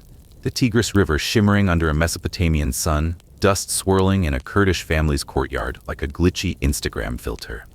Your Salah ad-Din Yusuf ibn Ayyub, Saladin born into a military clan, your world a volatile Middle East, a decentralized Discord server of feuding emirates. Crusaders, armored and zealous, clash with Muslim armies over Jerusalem's sacred nodes, like hackers fighting for a blockchain's control. By 1171, you're vizier of Egypt. By 1187, you've crushed the Crusaders at Hattin, reclaiming the Holy City. Your Ayyubid dynasty's a secure app, uniting Islam against invasion. Your empire's no TikTok trend. You're not going viral with a camel selfie. Thank your Wi-Fi for no Crusader sieges. Your childhood's no Netflix comfort zone. Tikrit's mud brick walls hum with war's tension, the air thick with saffron, steel, and sweat. Your father, Najm ad-Din Ayyub, and uncle, Shirkuh, are Zengid generals. Think C-suite execs in a medieval defense startup. In Damascus, you train in cavalry tactics and Quranic verses, dual-booting combat and faith like a coder juggling Python and SQL. The Crusades rage, a geopolitical DDoS attack on Islam's servers, knights storming Palestine like spam bots. You're no heir, just a junior dev with ambitions simmering like a startup eyeing a unicorn IPO. You're not chilling with YouTube tutorials. Thank your online courses for no desert war drills. In 1169, at 32, you're Shirkuh's deputy, campaigning in Egypt, the Fatimid Caliphate's faltering hub. Shirkuh becomes vizier, but dies suddenly, leaving a power vacuum. You're appointed vizier, a surprise commit to Egypt's buggy codebase. By 1171, you terminate the Shia Fatimid dynasty, aligning with Baghdad's Sunni Abbasid caliph, like swapping Ethereum for Bitcoin. You smell ink and ambition, hear Cairo's mosques chant Sunni prayers, and found the Ayyubid dynasty, a new OS for Islam. Your reforms centralize power, replacing Fatimid loyalists with your team like a corporate reorg. You're not climbing the ladder on LinkedIn. Thank your org chart for no dynastic backstabs. Your military triumphs are a cybersecurity masterclass. The Crusaders, led by King Guy of Jerusalem, hold Palestine like a walled-off server farm. In 1187, you orchestrate the Battle of Hattin, near Tiberius's scorched hills. You cut their water supply, a brutal rate limiter in July's heat, their knights wilting like overloaded CPUs. Your cavalry, Uber drivers in a sandstorm, smashes their lines, archers firing like spam bots. You smell dust and blood, hear scimitars clash and screams echo. You capture Guy, execute the brutal Reginald de Chatillon, and shatter Crusader morale. Jerusalem falls weeks later. Your victory, a patched zero-day exploit. You're not fragging in Call of Duty. Thank your VR headset for dodging the stench of battle. Hattin's your unicorn launch. You lure the Crusaders to a waterless plain, using terrain like a geofence trap on Google Maps. Your archers harass like trending X posts. Your cavalry charges like a blockchain transaction confirming victory. The true cross, their sacred relic, is seized, a stolen crypto key. You smell victory's ash, hear hooves thundering triumph. The win unlocks Jerusalem's gates, a spiritual node reclaimed. Your mercy, sparing civilians, ransoming knights, goes viral like a feel-good TikTok, earning respect even from foes. You're not crunching in a game studio. Thank your agile sprints for no desert death marches. Your campaigns don't stop at Hattin. In Syria, you besiege Aleppo and Damascus, throttling supplies like a DDoS attack. Your patience a long-running script. You smell siege smoke, hear crumbling walls as tribes submit. Yemen's emirs bow, your empire scaling like a global app store. Your logistics, camels, grain stores, optimize war like Amazon Prime deliveries, your spies mapping defenses like Google Street View. You integrate captured knights, their tactics forked like open source code, boosting your arsenal. You're not blitzing in Warzone, thank your drones for no camel-powered sieges. Your political genius is a governance reboot.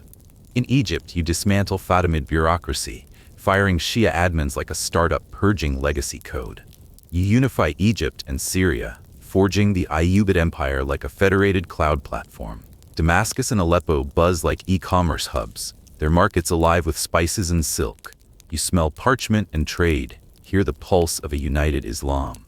Your alliances, marriages, treaties are APIs syncing tribes and emirs, building a resilient network against crusader hacks. Your tax system, funding armies, hits peasants like a predatory paywall, but it keeps your empire online. You're not governing via Google Forms. Thank your SAS for no quill and ink chaos. Your diplomacy's a master load balancer. During the Third Crusade, 1189 to 1192, you face Richard the Lionheart, England's warrior king. You negotiate truces, exchange letters like encrypted DMs, and share mutual respect despite clashing swords. You free prisoners, treat civilians kindly, your chivalry a public key verifying your honor. The air hums with wax and treaty chants, smelling of diplomacy's cadence. Richard calls you a noble foe, your rep trending across Christendom like a viral reel. You're not signing NDAs on DocuSign. Thank your Zoom for no envoy assassinations. Your religious and cultural reforms are a data migration. After reclaiming Jerusalem, you restore Al-Aqsa Mosque and the Dome of the Rock, their domes gleaming like a polished UI. You smell incense, hear Quranic chants, and foster coexistence. Christians and Jews worship freely, a rare multi-tenant app in a war-torn age. You fund madrasas like Al-Azhar, open-sourcing Greek and Persian texts, your scholars' DevOps teams for Islamic learning. You smell vellum and ink, hear debates in Cairo's halls, your vision syncing faiths like a Spotify playlist. You're not curating on Substack. Thank your cloud storage for no parchment archives. Your dark side's a system crash. Your taxes, funding wars and mosques, bleed peasants like subscriptions scam their fields drained. Centralizing Ayyubid power sidelines rivals, planting bugs for post-mortem feuds like unpatched code. Your execution of Reginald and harsh sieges, starving cities like Aleppo reek of pragmatism, the air bitter with hunger's wails. Your Sunni shift alienates Shia factions, a compatibility error sparking unrest. You're not fixing tax riots on X, thank your accountants for no peasant uprisings. Your sacrifices are a personal blue screen of death. Decades of campaigns, Egypt, Syria, Palestine, exile you from family, your life a nomadic dial-up connection through hostile deserts. You smell campfires and myrrh, hear distant kin, your heart stuck on a loading screen. Dying in 1193, you leave no crypto wallet, only an empire. Your wealth burned on war and charity like a startup's runway. Your Damascus tune, simple, smells of duty and dust. You're not FaceTiming family, thank your Zoom for no 20-year goodbyes. Myths amplify your legend like a viral TikTok. Your helmet, blessed by mystics, glows like a sci-fi shield deflecting arrows. Your sword, forged with ancestral magic, cuts like an aimbot rallying troops. At Hattin, saints guide your strikes. A divine API calls scattering crusaders. Your war horses, enchanted for speed, gallop like Tesla Cybertrucks across dunes. Rumors of divine lineage, chosen by Allah, trend like an NFT drop, boosting morale. Your treasury, spent on the poor, is a moral crypto wallet. You're not chasing divine likes, thank your algorithm for no mystic hype. Your rise was a calculated fork. From Shirkuh's deputy to Egypt's vizier, you navigate Fatimid politics like a stealthy script, replacing loyalists with your squad. In 1171, you end the Fatimids, a bold pivot to Sunni dominance. Your loyalty to Baghdad a verified transaction. You smell ambition's ink, hear mosque prayers shift, your Ayyubid dynasty a new protocol. You build Cairo into a medieval Silicon Valley, its markets and mosques buzzing like a startup hub. You're not hustling on Upwork. Thank your mentors for no palace coups. Your military strategy's a lean startup. Haddon's your MVP, leveraging terrain and thirst like a geofenced exploit. Sieges in Aleppo and Damascus iterate patience. Your logistics a CI/CD pipeline of camels and grain. You lead personally. Your presence a morale booster, the air alive with your commands. Your spies infiltrate courts like dark web bots mapping rival plans. Your tactics blend force and psychology, starving foes into surrender like throttling bandwidth. You're not stress testing in Postman. Thank your metrics for no siege logistics. Your diplomacy's a secure Discord server. Marriages and treaties bind tribes like group invites, your envoys sealing pacts with wax and oaths. You smell incense, hear treaty chants, hear truces with Richard, sparing prisoners, OAuth tokens of chivalry. Your mercy, integrating captives, goes viral across Eurasia, earning Western respect. Your negotiations, calm amid war, are a diplomatic blockchain syncing foes and allies. You're not DMing on Slack. Thank your iMessage for no desert envoy treks. Your reforms are a cultural open beta. Restoring Al-Aqsa and madrasas, you code Islamic unity, your scholars pushing commits of Greek and Persian knowledge. You smell vellum, hear debates in Cairo's halls, your tolerance, Christians and Jews thriving, building a multi-platform empire, a scalable app for diversity. Your governance, blending faith and reason, is a cultural kernel for the Ummah. You're not beta testing on test flight. Thank your CMS for no tribal flame wars. Your legacy's a continental code base. Dying in 1193, your humble Damascus tomb leaves the Ayyubid Empire, a secure protocol for Islam. Jerusalem's restoration, Sunni unification, and chivalry seed modern Middle Eastern identity. You're the guardian of the faith. Your law is a cultural API. Statues and tales from Cairo to Istanbul are verified NFTs of your honor. You're not minting crypto. Thank your digital footprint for no stone-carved sagas. Your brand's a medieval live stream. Titled Al-Malik an-Nasir, the victorious king, your Islam's blue-chip stock, your chivalry a meme across continents. Cairo pulses like a tech hub, your mercy at Jerusalem a trending hashtag. You smell glory, hear bards in Damascus, your legend trending from Mecca to France.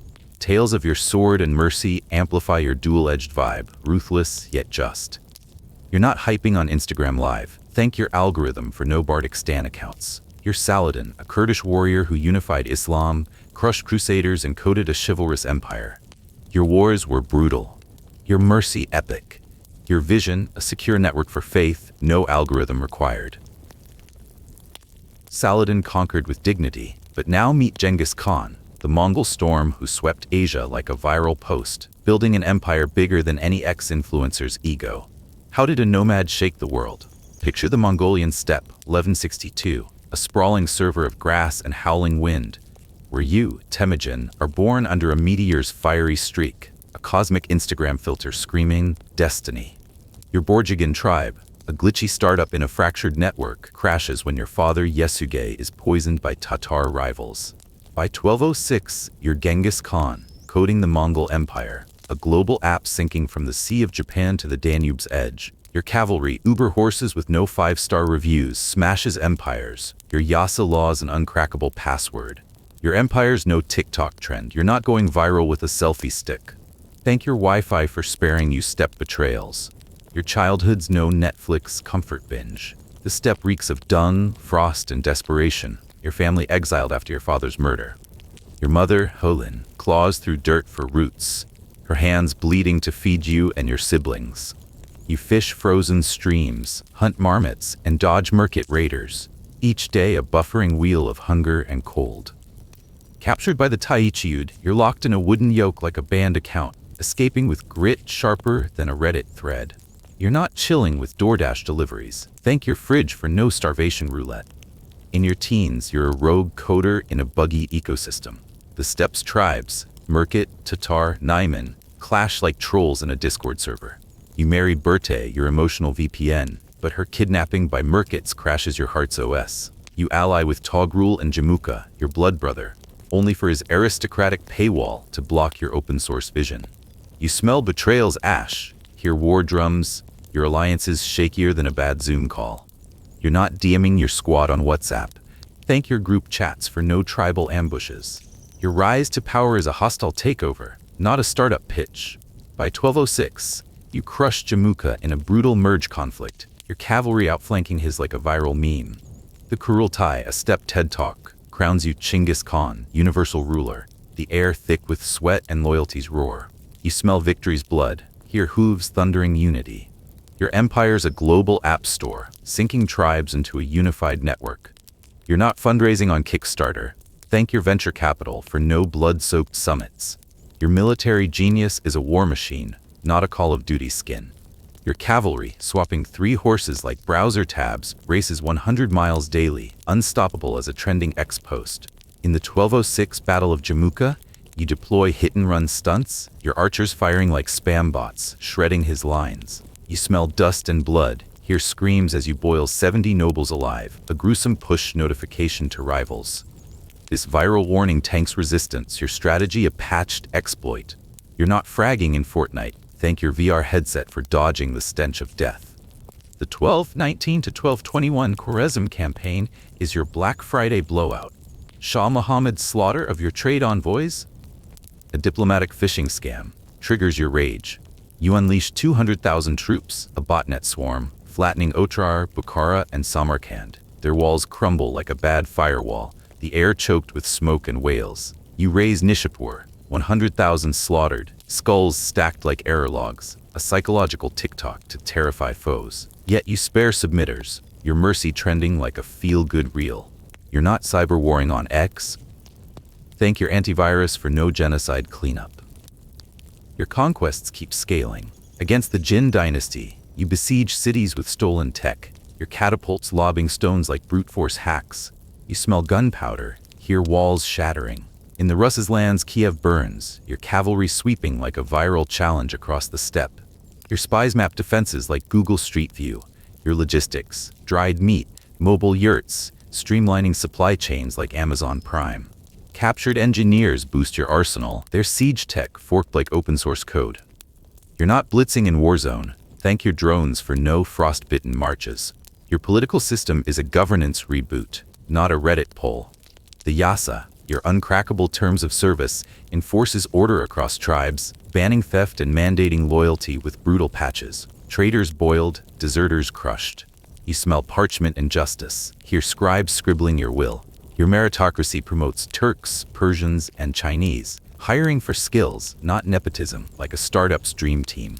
Your admin dashboard rules millions, from nomads to city dwellers. You're not governing via Google Forms. Thank your SAS for no quill and ink chaos. Your YAM network, a medieval Starlink, syncs your empire. Relay stations spaced like cell towers, speed couriers across 5,000 miles, their hoofbeats a data ping. You smell horse sweat, hear relay horns. Spies infiltrate courts like hackers in a dark web, feeding intel to keep rivals offline. This system, paired with Yasa, keeps your empire streaming, from Karakoram to Samarkand. You're not texting on iMessage. Thank your 5G for no dust-choked Pony Express. Your economic vision reboots the Silk Road, a global Amazon marketplace. Controlling trade routes, you secure them like HTTPS, patrolling with cavalry drones. You smell spices and camel dung, hear caravan bells and bustling bazaars. Merchants thrive under your Pax Mongolica, taxes fueling your war machine like Patreon subs. This proto-globalization links silk to silver, syncing east and west. You're not selling on Etsy. Thank your next-day delivery for no 1,000-mile camel treks. Culturally, you're a Spotify playlist curator. You tolerate Buddhism, Islam, and Christianity, blending them like genre tracks. Scholars and artisans, spared from slaughter, enrich your empire, their ideas streaming like podcasts. You smell ink and vellum, hear debates in Karakoram's yurts. Persian astronomy syncs with Chinese gunpowder, your empire a cultural YouTube channel. You fund scribes, your DevOps team for knowledge, their quills live streaming progress. You're not curating on Substack. Thank your cloud storage for no parchment archives. Your dark side's a system meltdown. Your conquests Khwarezm Nishapur leave millions dead, cities erased like corrupted hard drives. You smell ash, hear widows' cries echoing over rubble. Boiling Jamuka's nobles and massacring resistors encode fear, but heavy taxes bleed peasants like a predatory paywall. Your centralized grip sparks bugs, rebellions flicker in distant nodes. The steppe tamed weeps blood under your boots. You're not fixing tax riots on X. Thank your accountants for no peasant uprisings. Your sacrifices are a personal blue screen of death. Campaigns exile you from Birte and your kids, your life a nomadic dial-up connection through hostile lands. You smell campfires, hear distant kin, your heart stuck on a loading screen. Losing brothers and generals, like Joki's death, crashes your soul. Dying in 1227, you leave no crypto wallet, only an empire, your wealth burned like a startup's runway. Your tomb, hidden, smells of earth and duty. You're not FaceTiming family? Thank your Zoom for no 20-year goodbyes. Myths amplify your brand like a viral TikTok. A meteor at your birth, a divine NFT, brands you Tengri's chosen, your destiny trending in the stars. Your bow, shaman blessed, fires like an aimbot, piercing foes with unholy precision. Your warhorses, enchanted for stamina, gallop like Tesla Cybertrucks across deserts. A dream of uniting seas, a prophetic vision board, drives your conquests. Your treasury, spent on your people, is a moral crypto wallet, its value and loyalty. You're not chasing divine likes, thank your algorithm for no shamanic hype. Your military strategy iterates like a Twitch stream. Against the Jinn, you wield captured siege tech, your catapults DDoSing walls. In the Russ's lands, your cavalry's hit-and-run plays outmaneuver Kiev, your spies mapping defenses like a leaked game guide. You smell siege smoke, hear crumbling stone. Your psychological warfare, raising resistors, sparing submitters, spreads fear like a trending hashtag, tanking morale. You're not streaming on OBS, thank your cloud servers for no 1,000-mile campaigns. Your diplomacy's a Discord server with admin privileges. Marriages like birthdays link tribes like group invites. Your envoys sealing pacts with waxen oaths. You smell incense, hear treaty chants. Your spies, a dark web botnet, infiltrate courts, preventing rival mods. Your mercy, sparing artisans, integrating captives, earns loyalty. Your rep going viral across Eurasia. You're not signing NDAs on DocuSign, thank your Slack for no envoy assassinations. Your reforms are a cultural open beta. The Yasa, your crowdsourced constitution, unifies tribes with strict fairness, its code enforced from Mongolia to Persia. You promote literacy. Your scribe's a GitHub team for governance, their quills pushing live updates. You smell vellum, hear scholarly debates. Your tolerance, Muslims, Buddhists, Christians, builds a multi-platform empire, a scalable app for diversity. You're not beta testing on test flight, thank your CMS for no tribal flame wars. Your legacy's a global codebase. Dying in 1227, your empire spans 12 million square miles, a geopolitical cloud syncing trade and ideas. The Pax Mongolica, your global uptime, fuels centuries of exchange. You're the father of Mongolia, your Yasa a cultural API. Statues, like the 40-meter Colossus near Ulaanbaatar, and your face on Tugrix are verified NFTs. You're not minting crypto, thank your blockchain for no stone-carved sagas. Your mythic brand's a viral live stream. Tengri's blessing, a meteor streak, crowns you divine CEO. Your bow and horses, enchanted gear, rally troops like Twitch emotes. You smell glory, your epic songs in Karakoram's yurts, your legend trending from China to Hungary. Tales of boiling foes and sparing cities amplify your dual-edged vibe, ruthless yet just. You're not hyping on Instagram Live, thank your algorithm for no Bardic Stan accounts. You're Genghis Khan, a step-born coder of empires, uniting tribes, crushing foes, and wiring east to west. Your wars were savage, your laws enduring, your vision a global network, no algorithm required. Genghis Khan rocked the steppes, but in Istanbul, Suleiman the Magnificent ruled an Ottoman empire so grand it made rivals look like small-time TikTokers. How did this sultan blend law, war, and poetry? Picture Trabzon, 1494. The Black Sea breeze carrying salt and pine, dawn glinting off an Ottoman palace like a perfectly timed Instagram sunrise. Jasmine and sandalwood mingle with the sharp tang of harbor fish, the air alive with muezzin calls echoing like a viral podcast intro. Your sandals slap marble floors in a court buzzing with ambition, courtiers whispering like they're plotting a reality TV twist. You're Suleiman, son of Selim I and Hafsa Sultan, not yet the Magnificent or Kanuni, but a prince with a fire in your veins and a destiny to elevate an empire. Your rise isn't a LinkedIn promotion. Thank your network for no palace intrigues exploding like a toxic group chat drama. Born in Trabzon, a Black Sea outpost, you're the son of Selim the Grim, a conqueror who expanded Ottoman reach like a CEO scaling a startup. Your mother, Hafsa, instills piety and poise, her influence a quiet algorithm shaping your code. The palace smells of ink and leather-bound books, your education a boot camp in Ottoman Turkish, Arabic, Persian, Sharia law, poetry, artillery, and governance. Think dual-booting languages and strategies like a coder juggling Python, SQL, and JavaScript. You're groomed for rule, but your teens are hands-on. Governing Kaffa in Crimea, learning trade routes like optimizing an e-commerce supply chain. Then Manisa, where you hone tax collection and law enforcement like debugging a finicky app. Your training's in TETs. Thank your online courses for no governorship gigs like a high-stakes internship gone wrong. Selim I dies in 1520. You ascend at 26, a seamless handover unlike the bloodbaths of past sultans. Selim cleared rivals like a firewall purging threats. The palace in Istanbul hums with relief. No fratricide fireworks. You inherit a powerhouse, janissaries loyal as elite devs.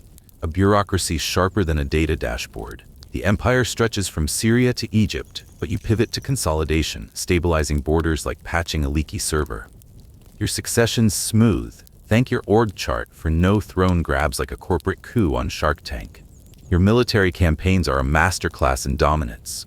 In 1521, you take Belgrade, Hungary's steel door, bombarding its walls with cannons like a DDoS attack on a fortified server. The Danube's waters churn, the air thick with gunpowder, and screams as your janissaries breach the gates. Belgrade falls, unlocking Central Europe's gateway. Rhodes in 1522 is next. The Knights Hospitalers Island Fortress, defiant as a paywalled app. You besiege it for months, your artillery pounding like relentless spam, until they surrender. You let them leave for Malta, a chivalrous flex trending across Europe. Your conquests aren't virtual. Thank your strategy games for no cannon barrages like a glitched Warzone match. Mohawks in 1526 is your breakout hit. Facing Hungary's King Louis II, you lead 60,000 troops across plains, your artillery a thunderous opener. In 2 hours, you annihilate their army. Louis dies in a river escape gone wrong. Hungary fractures, you claim the center as Budin Eyalet, Transylvania your vassal. Habsburgs grabbing scraps. The battlefield reeks of blood and trampled grass, your victory a geopolitical earthquake. Vienna in 1529 tests your limits. Rain and snow turn the siege into a slog, your cannons stuck like a lagging upload. You withdraw, but the threat lingers like a viral warning. Your sieges aren't sieges .io. Thank your apps for no weather-ruined assaults like a failed outdoor festival. In Hungary and the Balkans, 1540s, 1550s, you solidify gains. After John Zapolia's death, you seize Buda in 1541, turning it into an Ottoman eyalet. Fortresses along the Danube like checkpoints in a secure network. Transylvania becomes your buffer vassal, Habsburgs pushed back. Temesvar and Eger in 1552 mix wins and losses, but your Danube line holds firm. The river's waters smelling of strategy and blood. Your expansions aren't map apps. Thank your Google Earth for no fortress sieges like a bad navigation glitch. Against Persia's Safavids, you wage 3 campaigns, 1534 to 1555. In 1534, you seize Tabriz and Baghdad, the Euphrates banks echoing with cannon fire. You smell desert dust and incense as you restore Sunni mosques, countering Shia influence. The Amasya Treaty in 1555 draws borders. Your diplomacy, a truce like a corporate ceasefire. Your rivalries aren't boardroom. Thank your Zoom for no desert marches like a failed team-building retreat. Your Mediterranean Navy, under Barbarossa and Turgut Reis, dominates like a streaming giant. Preveza in 1538 crushes the Holy League's fleet. Your galleys outmaneuvering like pros in an esports tourney. The Black Sea and Red Sea become Ottoman lakes, controlling trade from Aden to Algiers. You seize Tunis and Tripoli. Your admirals' pirates turned admirals like startup founders gone corporate. The sea air stings with salt and gunpowder. Your empires reach global. Your naval wins aren't Sea of Thieves. Thank your simulators for no cannon duels like a pirate-themed TikTok fail. Your legal reforms earn Kanuni, the lawgiver. With Ebu Suud Effendi, you harmonize Sharia and Kanun, like blending codebases for a seamless app. Kanunnam standardizes taxes, land rights, and justice, curbing corruption like antivirus software. Your Divan Council, with grand viziers like Ibrahim and Ristam, runs like a C-suite meeting. Ayalets and Sankaks, provinces and districts sync the empire. Tahrir registers tracking taxes like a CRM database. You smell ink and wax, hear scribes, your laws a unified protocol. Your reforms aren't edicts. Thank your legal apps for no vellum codes like a dusty contract binder. Your administration is a masterclass. The divan hums with viziers, defterdars managing finances like CFOs, kazaskers overseeing justice. You rotate officials to prevent corruption like shuffling a team to avoid silos. Tahrir defterlery, land surveys, standardized taxes, ensuring fair levies like a balanced budget app. Your Menzel system, relay posts, speeds messages like express mail, couriers galloping across islets. The air carries parchment and horse sweat, your empire's pulse steady. Your bureaucracy's not medieval. Thank your project tools for no relay races like a delayed Amazon package. Economy thrives under your watch. Capitulations with France in 1536, open trade, French merchants getting perks like VIP passes in Ottoman ports. You protect the Silk Road and Red Sea routes, your navy patrolling like Coast Guard drones. Bursa's silk and Iznik ceramics boom, guilds crafting like artisan Etsy shops. You smell spices and gold, hear market haggling, your treasury swelling. Your trade's not ancient. Thank your e-commerce for no caravan risks like a bad Uber Eats delivery. Culture flourishes, your patronage a golden age. Mimar Sinan builds Suleymaniye Mosque, a complex with schools, libraries, hospitals, like a medieval campus. Shehzada Mosque honors your son Mehmed, its domes gleaming like polished apps. You pen poetry as Muhibi, your verses flowing like a sultan's Spotify playlist. Calligraphy, music, and astronomy thrive. Your court, a Renaissance hub. You smell paint and ink, hear lutes, your legacy etched in stone and verse. Your arts aren't ancient. Thank your streaming services for no mosque builds like a grand architecture fail. Private life's a soap opera. Hurrem Sultan, your beloved Roxolana, rises from slave to queen, breaking traditions like a disruptor in a stuffy industry. Her influence sparks rumors. She's a witch enchanting you. Ibrahim Pasha, your grand vizier and bro, gets executed in 1536 amid whispers of overreach. His death a palace scandal. Prince Mustafa's 1553 execution, your son with Mahidevran, rips your family. Hurrem's scheming blamed like a court intrigue plot twist. Bayezid rebels, fleeing to Persia only to be handed over and executed in 1561. The harem's tensions, like a reality TV feud, leave you isolated. Your dramas aren't scripted. Thank your family chats for no harem plots like a toxic group DM. You die in 1566 during the Sigetvar siege. Your death hidden to maintain morale, like a CEO's passing kept quiet during a launch. Buried beside Hurrem and Suleymaniye, your tomb smells of myrrh and regret. Your palace mourns, but your empire peaks under you. Your end's not sudden. Thank your healthcare for no battlefield deaths like a grim finale twist. Your legacy's Ottoman gold. Territories from Budapest to Baghdad. Your laws, Kanunum, a codebase for centuries. Eyalet standardized rule, your divan a governance template. Culture blooms, Sinan's mosques like architectural NFTs. Magnificent in the west, Kanuni at home, your rule a peak. Your impact's not fleeting. Thank your history books for no empire declines like a fading viral trend. Your Suleiman the Magnificent, a Trabzon prince who conquered continents, coded laws, and built an empire no algorithm could match. Your wars were brutal, your reforms epic, your vision a world's OS, forged from strategy and sacrifice, no algorithm required. Suleiman dazzled the Ottomans, but in Joseon Korea, Sejong the Great crafted an alphabet and sparked a golden age, like a tech visionary coding a nation's future. How did words become a king's greatest weapon? Imagine Han Seong in 1397, cherry blossoms drifting through a palace courtyard like whispered secrets in a royal scroll. Pine from nearby hills blends with the smoky aroma of street vendors' grilled mackerel, the Han River shimmering under dawn like polished jade in a scholar's study. Your sandals echo on wooden floors in a court alive with ambition, courtiers murmuring like scribes drafting edicts. Your Yido, born May 7, third son of Taejong and Queen Wongyong, not born to rule, but a prince with a mind sharp as a calligrapher's brush. Your childhood is no idle stroll through temple gardens. Bless your tutors for guiding you through Confucian classics, instead of letting palace intrigues ensnare you like a tangled kite in a storm. Born in the palace, you're the son of Taejong, Joseon's third king, a military strategist who forged stability with an iron will, consolidating power like a mason shaping stone for a fortress. Your mother, Wang Yang of the Yohung Min clan, instills Confucian virtue and intellectual rigor, her guidance a steady hand like a master archer's aim. As a prince, you're immersed in Hanja, Confucian texts, military tactics and governance, studying as diligently as a farmer plowing fields before the rains. You're not the heir. Elder brother Yijie holds that title. But Taizong's calculated moves, exiling Yijie for unfitness and easing Yibo aside, carve your path to the throne. By 1418 at 21, you're crowned Sejong. Your rise is smooth as a river's flow after a dam's release. Taizong remains regent until 1422, a vigilant guardian ensuring your throne stands firm against noble factions or border threats. Joseon's young but fragile. Yangban nobles wield power like warlords guarding fiefs. Agriculture sways with the season's whims. Jurchen tribes raid the north like wolves at a village's edge. And Ming China looms, demanding tribute like a creditor collecting dues. You smell ink and incense in Zhongbokgung, your court a tapestry of loyalists and opportunists. Your coronation is no chaotic festival.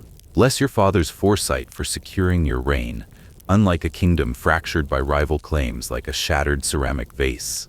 You shift from stabilizing to transforming, aiming to centralize authority, advance knowledge, and uplift your people. You streamline bureaucracy like a scholar organizing a library's scrolls. Expanding Guazhou exams, you prioritize merit over lineage, choosing officials as carefully as a jeweler selects gems, not favoring noble names. You craft laws to protect farmers, adjusting taxes to reflect harvests like a weaver tailoring cloth to fit. Corruption is your foe. You demand local officials report directly, cutting through intermediaries like a sword slicing knotted rope. Punishments grow lenient, fewer executions, more chances for reform. Rooted in Confucian faith in human growth. You hear scribes' brushes and smell fresh ink, your edicts sowing justice. Grain reserves, chengchu, store rice for famines, like a village granary guarding against winter's bite. The air carries the scent of stored grain, ensuring villages endure lean years. Your anti-corruption patrols and clear tax records keep officials honest, like a vigilant watchman guarding a treasury. Your governance is no mere proclamation. Bless your reforms for stabilizing the land, unlike a kingdom plagued by greed like a field overrun by locusts. Knowledge flourishes under your care. Jipyeonjeon, your council of scholars like Zhang Inji and Zhang Young-sil, is a crucible of ideas, forging progress like a smith crafting steel. The air hums with debate and the clink of metal tools. They create Jagyokru, a water clock, striking hours like temple bells marking prayer, and Ongbulgu sundials for public timekeeping. In 1441, Chogugi, the world's first rain gauge, measures rainfall like a farmer tracking season's gifts. Honcheone, a celestial globe, charts stars for rituals and planting, like a navigator's map guiding ships. Your workshops are no idle studies. Bless your scholars for crafting tools, unlike fruitless debates cluttering minds like dust on forgotten scrolls. You advance printing with refined metal movable type, producing books as swiftly as a stream feeds rice paddies. Hanyak Jipseongbang compiles herbal remedies, spreading healing like a physician tending a village. Military technology evolves. Cannons, muskets, and naval guns, drawn from Ming and Western traders, arm your forces like a fortress stocked with spears. The palace workshops resonate with innovation, your vision blending ancient wisdom with new craft. Your inventions are no fleeting sketches. Bless your artisans for forging progress, unlike stagnant kingdoms left behind like unturned soil. The northern border bristles with danger. Jurchen raids strike like sudden frosts on crops. You fortify it with garrisons and signal towers, like sentinels guarding a pass. In 1433, General Kim Jong-seo defeats Jurchen forces, extending Joseon's borders to the Yalu and Tumen rivers, near modern Korea's frontiers. The air carries gunpowder's sting and blood's iron tang. Your troops are disciplined as a falcon, trained for the hunt. You settle colonists in the 4 counties, 6 garrisons, turning wilderness into fields like a gardener taming rugged land. Naval upgrades, warships doubling as trade vessels, curb Woku pirates, securing coasts like a lock on a merchant's chest. The sea smells of salt and victory. Your ports bustle. Your campaigns are no reckless ventures. Bless your generals for securing borders, unlike kingdoms faltering under raids like a house breached by thieves. Agriculture sustains Joseon with 80% of your people tilling fields. You commission Nongsa Jiksol, 1429, a farming guide suited to Korea's climate, like a master farmer sharing secrets of the soil. It details crop rotation, pest control, and cold-resistant rice, boosting yields like a well-timed rain. You promote mulberry and herbs, diversifying crops like a merchant balancing wares. Tax relief aids farmers during droughts, keeping them rooted like sturdy oaks. You smell fresh earth and hear market chatter. Your policies fill granaries and trade routes. Your economy is no fragile market. Bless your reforms for nourishing the land, unlike barren fields yielding only hunger. Justice bends toward mercy. You revise criminal codes, sparing lives for lesser crimes, like a judge tempering punishment with wisdom. Transparent laws curb corruption.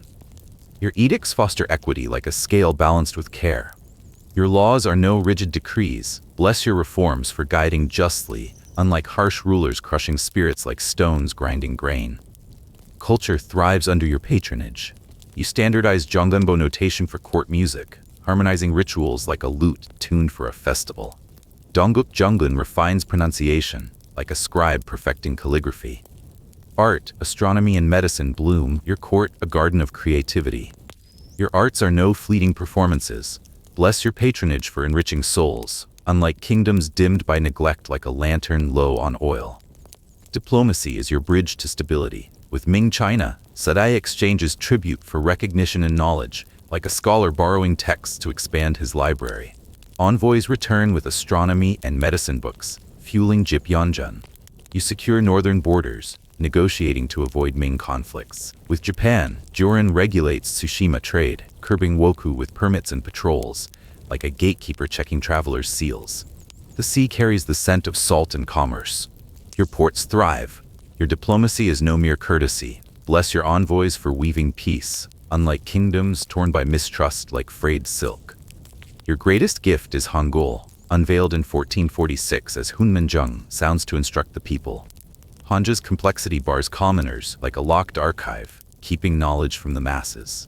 You design a script, 14 consonants, 10 vowels, shaped by the mouth's movements, logical as a carpenter's precise cuts. A farmer masters it in days, not years. Yongbyo Chonga, a 1447 epic, and Buddhist poems spread literacy like seeds scattered on fertile ground. Yangban elites resist, guarding their privilege. But you promote Hangul with free primers and annotations, like a teacher opening a school to all. The palace smells of fresh ink. Your script is a quiet revolution. UNESCO honors it as a memory of the world. Your creation, a linguistic cornerstone for Korea. Your alphabet is no mere script. Bless your vision for unlocking minds, unlike kingdoms bound by elite gates like a sealed vault. Your personal life blends devotion with struggle. You study late into the night despite diabetes and chronic pain, like a scholar burning candles to finish a manuscript. You father 4 sons and daughters. Your heir Munjong rules briefly before his death. You grant serfs maternity leave, 100 days post-birth, 30 for husbands. A humane policy far ahead of its time, like a healer tending to the overlooked. The heir carries herbal remedies. Your resolve is steadfast despite fading health. Your life is no simple tale. Bless your strength for enduring trials, unlike weaker spirits faltering like a reed in a gale. In your final years, illness confines you. Your son Munjong manages affairs. You die on April 8, 1450, at 53, after 32 years of rule, buried in Yeongnyeong near Yeoju. The palace air grows heavy with myrrh and grief, but your reforms endure. Your passing is no sudden end. Bless your legacy for outlasting time, unlike fleeting rains fading like ink on worn parchment. Your legacy is Joseon's golden thread. Hangul Day on October 9th celebrates your script, a UNESCO treasure. Your face graces 10,001 notes. Your statue at Gwanghwamun, a national beacon. Awards bear your name. Science, agriculture, and culture flourish under your vision, marking Joseon's zenith. Your impact is no passing mark. Bless your reign for shaping a nation. Unlike forgotten kings lost like dust in a storm, your throne, though stable, rests on Taejong's calculated purges, removing rivals like a gardener pruning wayward branches. Jurchen campaigns while securing borders displaced thousands, villages burned like fields caught in a blaze. Hangul faces Yangban opposition, your decrees enforced with royal authority like a magistrate quelling dissent. You uphold Joseon's strict hierarchy, separating serfs and nobles like a river divides banks. Your love for meat, defying Confucian restraint, worsens your health, a personal flaw amid triumphs. Your rule is no flawless saga. Bless your pragmatism for balancing ideals and power, unlike naive rulers toppled like unsteady towers. Stories swirl around you.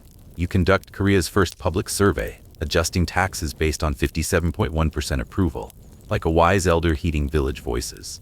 As a young scholar, your book obsession prompts Taejong to seize your library.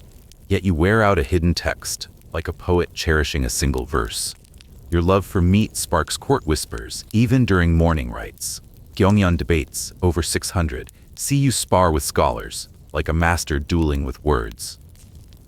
Rumors hint Hangul drew from Fagspa script, yet scholars affirm your originality, like a craftsman claiming his unique design. Lost drafts of Hangul fuel mystery, like a scroll hidden in a temple's depths. Modern voices jest you'd win a K-pop idol poll, your statue too grand to ignore. Your tales are no mere legends. Bless your life for inspiring awe, unlike forgotten stories fading like echoes in a valley. Your military strategy is disciplined precision. Forts along the Yalu deter Jurchen threats, like watchtowers guarding a harvest. In 1433, Kim Jong-seo's victories expand borders, like a cartographer redrawing maps. Naval warships, doubling as trade vessels, suppress Wokou pirates, like a fleet securing trade routes. The air carries gunpowder's bite. Your forces honed like a blade sharpened for battle. Your defenses are no mere barricades. Bless your strategy for safeguarding the land, unlike kingdoms crumbling like mud walls in rain. Diplomacy weaves your alliances. Sade with Ming China trades tribute for knowledge, like a merchant bartering for rare goods. Envoys bring books on astronomy and medicine, enriching Jipyeonjeon like a library gaining new volumes. With Japan, Gyorin regulates Tsushima trade, curbing pirates with permits and patrols, like a harbor master securing docks. Your ports thrive, scented with salt and commerce. Your pacts are no fragile vows. Bless your envoys for forging stability, unlike kingdoms undone by broken trusts like cracked pottery. Your reforms shape Joseon's core. Jipyeonjeon, your hub of scholars, drives progress like a workshop crafting tools for a nation. Nongsa Jiksol guides farmers like a seasoned elder teaching planting seasons. Yanyak Jipsongban compiles remedies, like a healer sharing cures with a village. The air hums with ink and herbs. Your vision, a nation's foundation. Your innovations are no fleeting sparks. Bless your wisdom for building a legacy, unlike kingdoms stalled like unplowed fields. You are Sejong the Great, a prince who scripted Hangul, fortified borders, and cultivated a golden age. Your vision, blending knowledge, justice, and culture, wove a legacy that endures. No dynasty's fall could unravel. Sejong scripted Korea's rise. But in India, Akbar the Great wove Hindus, Muslims, and Jains into an empire as vibrant as a Bollywood blockbuster. How did a boy king conquer with tolerance and steel? Picture yourself in Agra, 1556, standing in a marble hall, where the air smells of sandalwood, rosewater, and ambition thicker than a startup's pitch deck at a venture capital summit. You're not just any ruler, you're Akbar. A 13-year-old boy king, thrust onto a throne shakier than a crypto exchange during a market crash. Your empire's a chaotic patchwork of warlords, rebels, and dusty forts. Like a medieval version of a dysfunctional group chat blowing up on WhatsApp. You're not here to sip sherbet and nod through courtly poems. You're Jalaluddin Muhammad Akbar, soon to be Akbar the Great, destined to transform the Mughal Empire into a glittering superpower. With wit, steel, and a vision so bold it makes modern CEOs look like interns fumbling a PowerPoint. Forget Bollywood's jeweled emperors lounging in palaces. This is the saga of how Akbar, against a backdrop of swords and schemers, built an empire that dazzled the world, earning him a legacy shinier than a viral TikTok. Born in 1542, in a dusty Umarkot tent, you're the son of Humayun, a Mughal emperor exiled by Sher Shah Suri's hostile takeover. Like a startup founder ousted by a rival board, your cradle's no luxury bassinet. It's a straw mat in a war zone, rocking to war drums and your mom's prayers against the Sind desert's heat.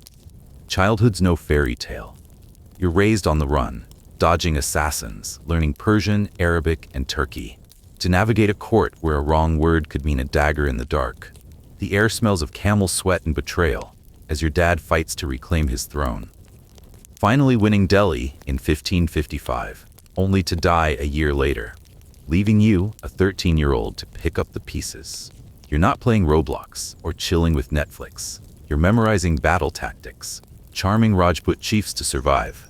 Bless your cozy childhood for sleepovers and snacks, unlike Akbar, who learned to rule by outsmarting regents sharper than a blockchain's encryption. Crowned in 1556, you inherit an empire smaller than a modern startup's office space, with Hemu's army eyeing Delhi like it's Black Friday at a tech store. Your regent, Bairam Khan, pulls the strings. But you're no puppet. At 18, you yeet Bairam to Mecca.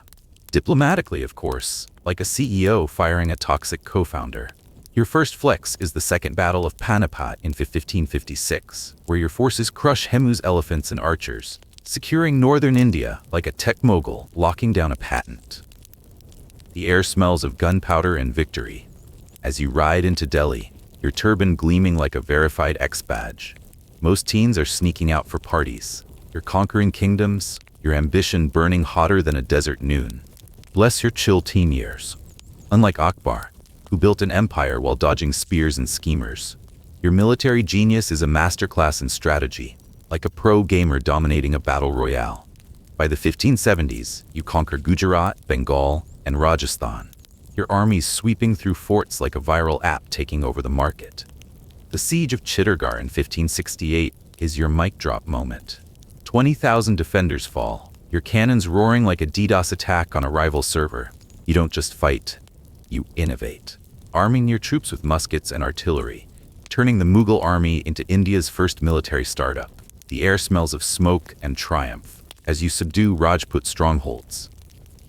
Not by slaughter, but by alliances, marrying Rajput princesses like Jodhabai to seal peace deals. Your campaigns aren't chaos, they're calculated, like a chess grandmaster checkmating foes. Bless your board games for fun. Unlike Akbar, whose wars built an empire from Kabul to Bengal, diplomacy's your secret sauce, and you serve it like a Michelin star chef. Instead of crushing Rajputs, you recruit them, offering land and titles like stock options in a unicorn startup. Your court's a melting pot.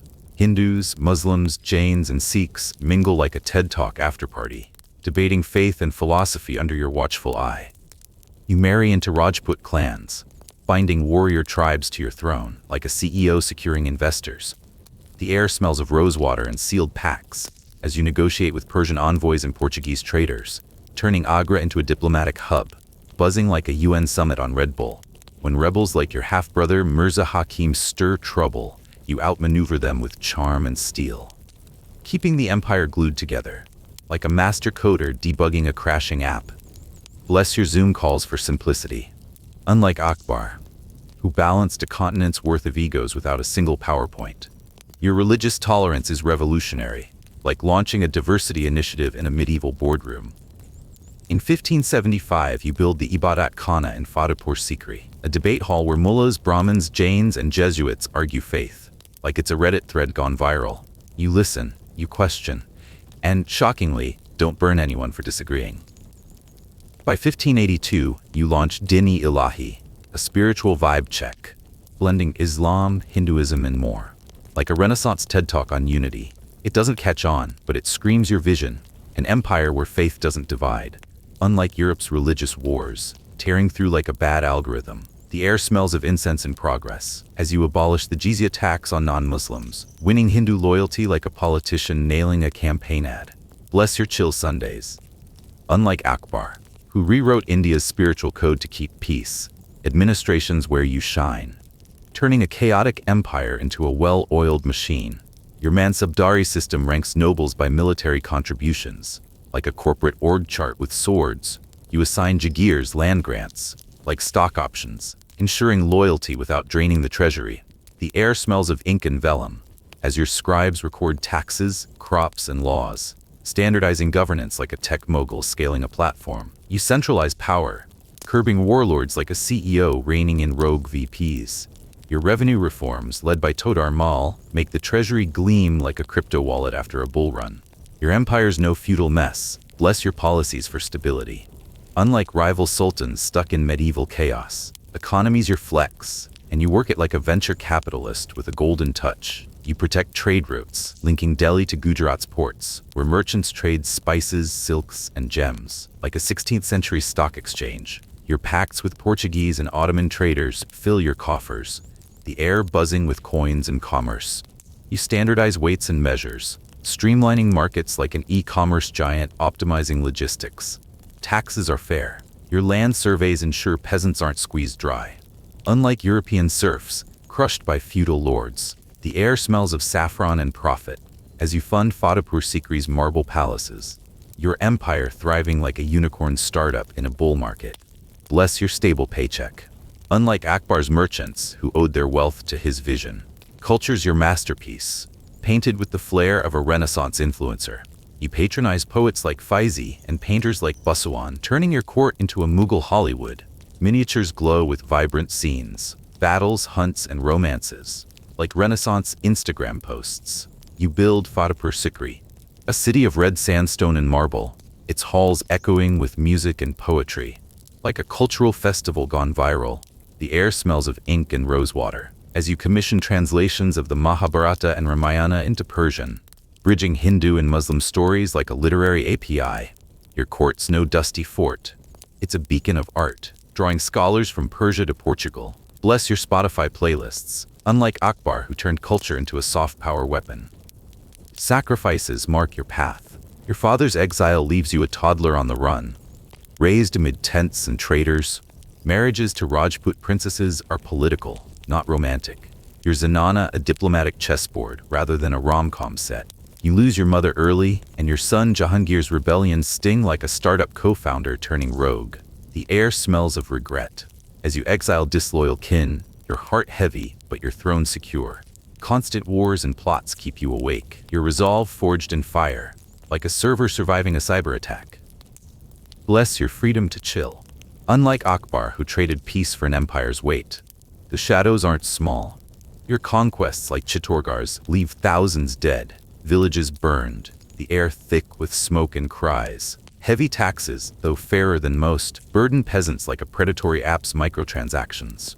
Your Dini Ilahi flops, mocked by orthodox mullahs like a failed product launch. Suppressing rebellions like in Bengal means blood on your hands. A cost you pay to keep the empire whole. You're not perfect. Your reign's a high-stakes gamble, balancing tolerance and terror like a CEO navigating a PR crisis. Bless your moral dilemmas. Unlike Akbar, who bore the stains of empire to build a legacy, folklore crowns you the great. Tales paint you as a philosopher king, debating faiths till dawn like a TED Talk host with a turban. Legends say you tamed wild elephants with a glance, your courage bolder than a viral stunt. One story claims you memorized the Mahabharata, reciting verses to dazzle courtiers like a Renaissance stand-up comic. Your justice system, settling disputes in open court, comes mythic, like a reality show where fairness wins. Gi Thai portray you as a ruler who saw all faiths as one, your empire a utopia shining like a polished app. Bless your chill reputation. Unlike Akbar, whose myth outshines the stars, your military strategy's a symphony of brains and brawn. You conquer with cannons and alliances, not just swords. Your campaign's planned like a tech mogul plotting a market takeover. Gujarat's ports fall, Bengal's rivers bend to your will. Rajput forts kneel through marriage pacts. The air smells of gunpowder and diplomacy. As you blend force and finesse, your empire stretching like a viral app's user base. Bless your calculated risks. Unlike rivals crushed like buggy code, diplomacy's your art form. You bind Rajputs, Afghans, and Persians with marriages and titles. Your court a diplomatic hub like a global summit with better food. You negotiate with Portuguese traders and Safavid envoys, securing trade routes like a CEO locking down supply chains. The air smells of sealed treaties and ambition. Your alliances enduring like a trending hashtag. Bless your negotiation skills. Unlike sultans outplayed like checkers novices, your reforms are a game changer. The Mansabdari system and revenue reforms turn chaos into order. Like a tech giant streamlining operations, you abolish jizya, winning Hindu loyalty like a politician nailing a campaign ad. Fatehpur Sikri's marble halls and your translations spark a cultural renaissance, your vision a beacon through medieval fog. The air smells of progress and poetry. As you lay the empire's foundation, a legacy shinier than a viral post. Bless your hustle. Unlike rulers stuck in dusty forts, you're Akbar the Great, a visionary who turned a fractured empire into a superpower. Your reign's a masterclass in wit, steel, and tolerance, conquering forts, uniting faiths, building Fatehpur Sikri like a CEO launching a unicorn. You navigate wars, rebellions, and scheming nobles, emerging as a legend whose empire dazzles like a blockbuster. Tonight, when you scroll X and sip clean coffee, raise a glass to Akbar. He clawed his way to greatness, shaping a world so you could thrive in it. Akbar united India with vision, but in England, Elizabeth I turned a broke kingdom into a superpower, wit sharper than a viral tweet. How did Gloriana outsmart armadas and suitors? Imagine stepping into Greenwich Palace, 1558. The air smells of wax seals, damp stone, and ambition so thick it could choke a startup's pitch deck. You're not just anyone. You're Elizabeth Tudor, 25-year-old redhead, crowned shinier than a freshly minted NFT, kingdom shakier than a crypto exchange during a market crash. You're not here to sip small beer or curtsy to nobles. You're Elizabeth I, the Virgin Queen, Gloriana herself, about to turn a bankrupt, divided England into a global superpower, with nothing but wit, grit, and a wardrobe that slays harder than a viral TikTok. Forget fairy tale queens with glass slippers. Elizabeth's story is a masterclass in dodging assassins, outsmarting empires, building a legacy that makes her the ultimate Renaissance CEO. Buckle up.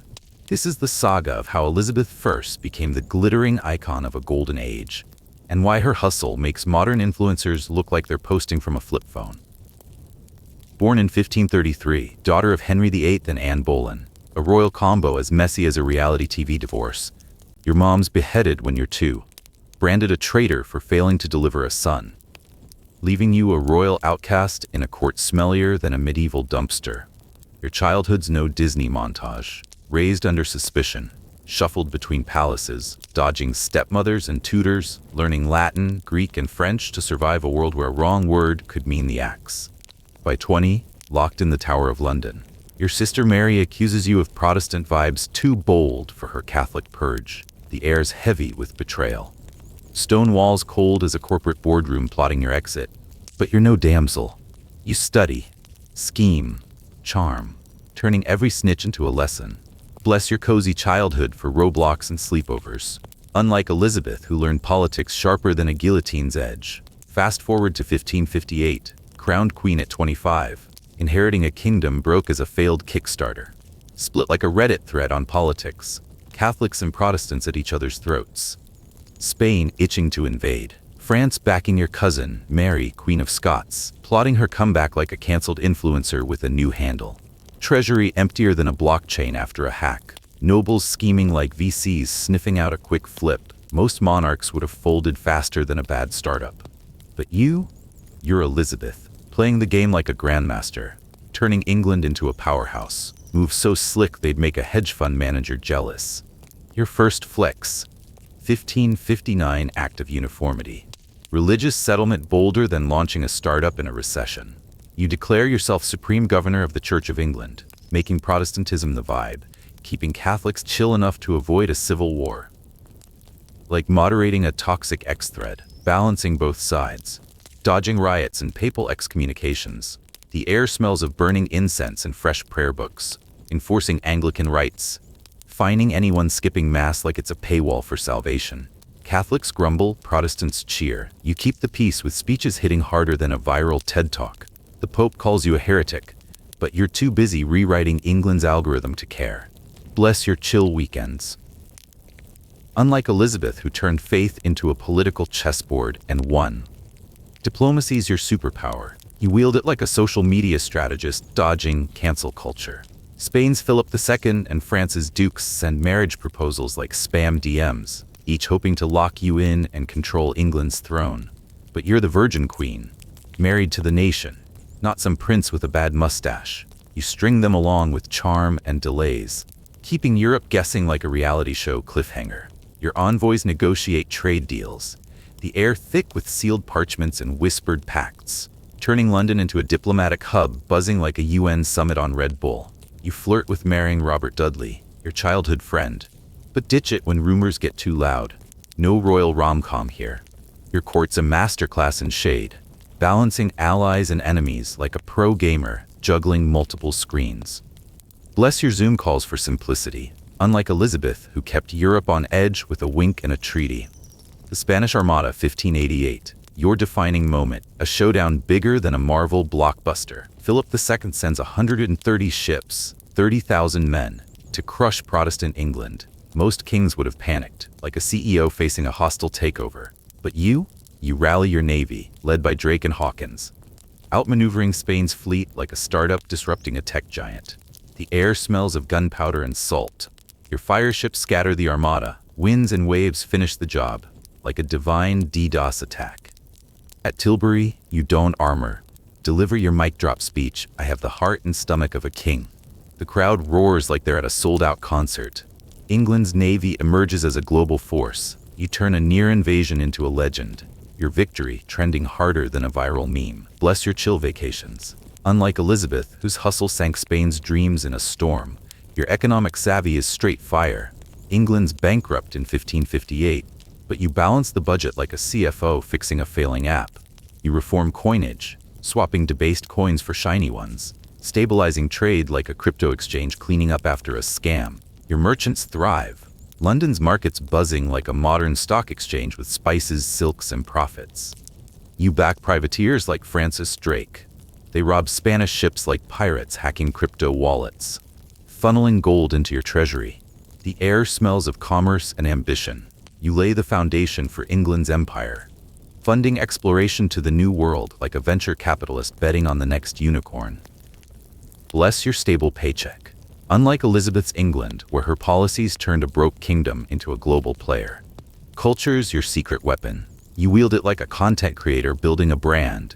You bankroll Shakespeare, turning London into Renaissance Hollywood. His plays, Romeo and Juliet, A Midsummer Night's Dream, dazzle crowds like Netflix specials. Your court's a stage. Masks, music, and poetry by Spenser paint you as Gloriana, a goddess queen, shinier than a filtered Instagram post. The air smells of candle wax and ink. You host banquets, doubling as propaganda. Charming ambassadors with wit sharper than a rapier. You fund explorers like Raleigh. Their voyages to America plant seeds for empire. Ships sailing like startups chasing Series B funding.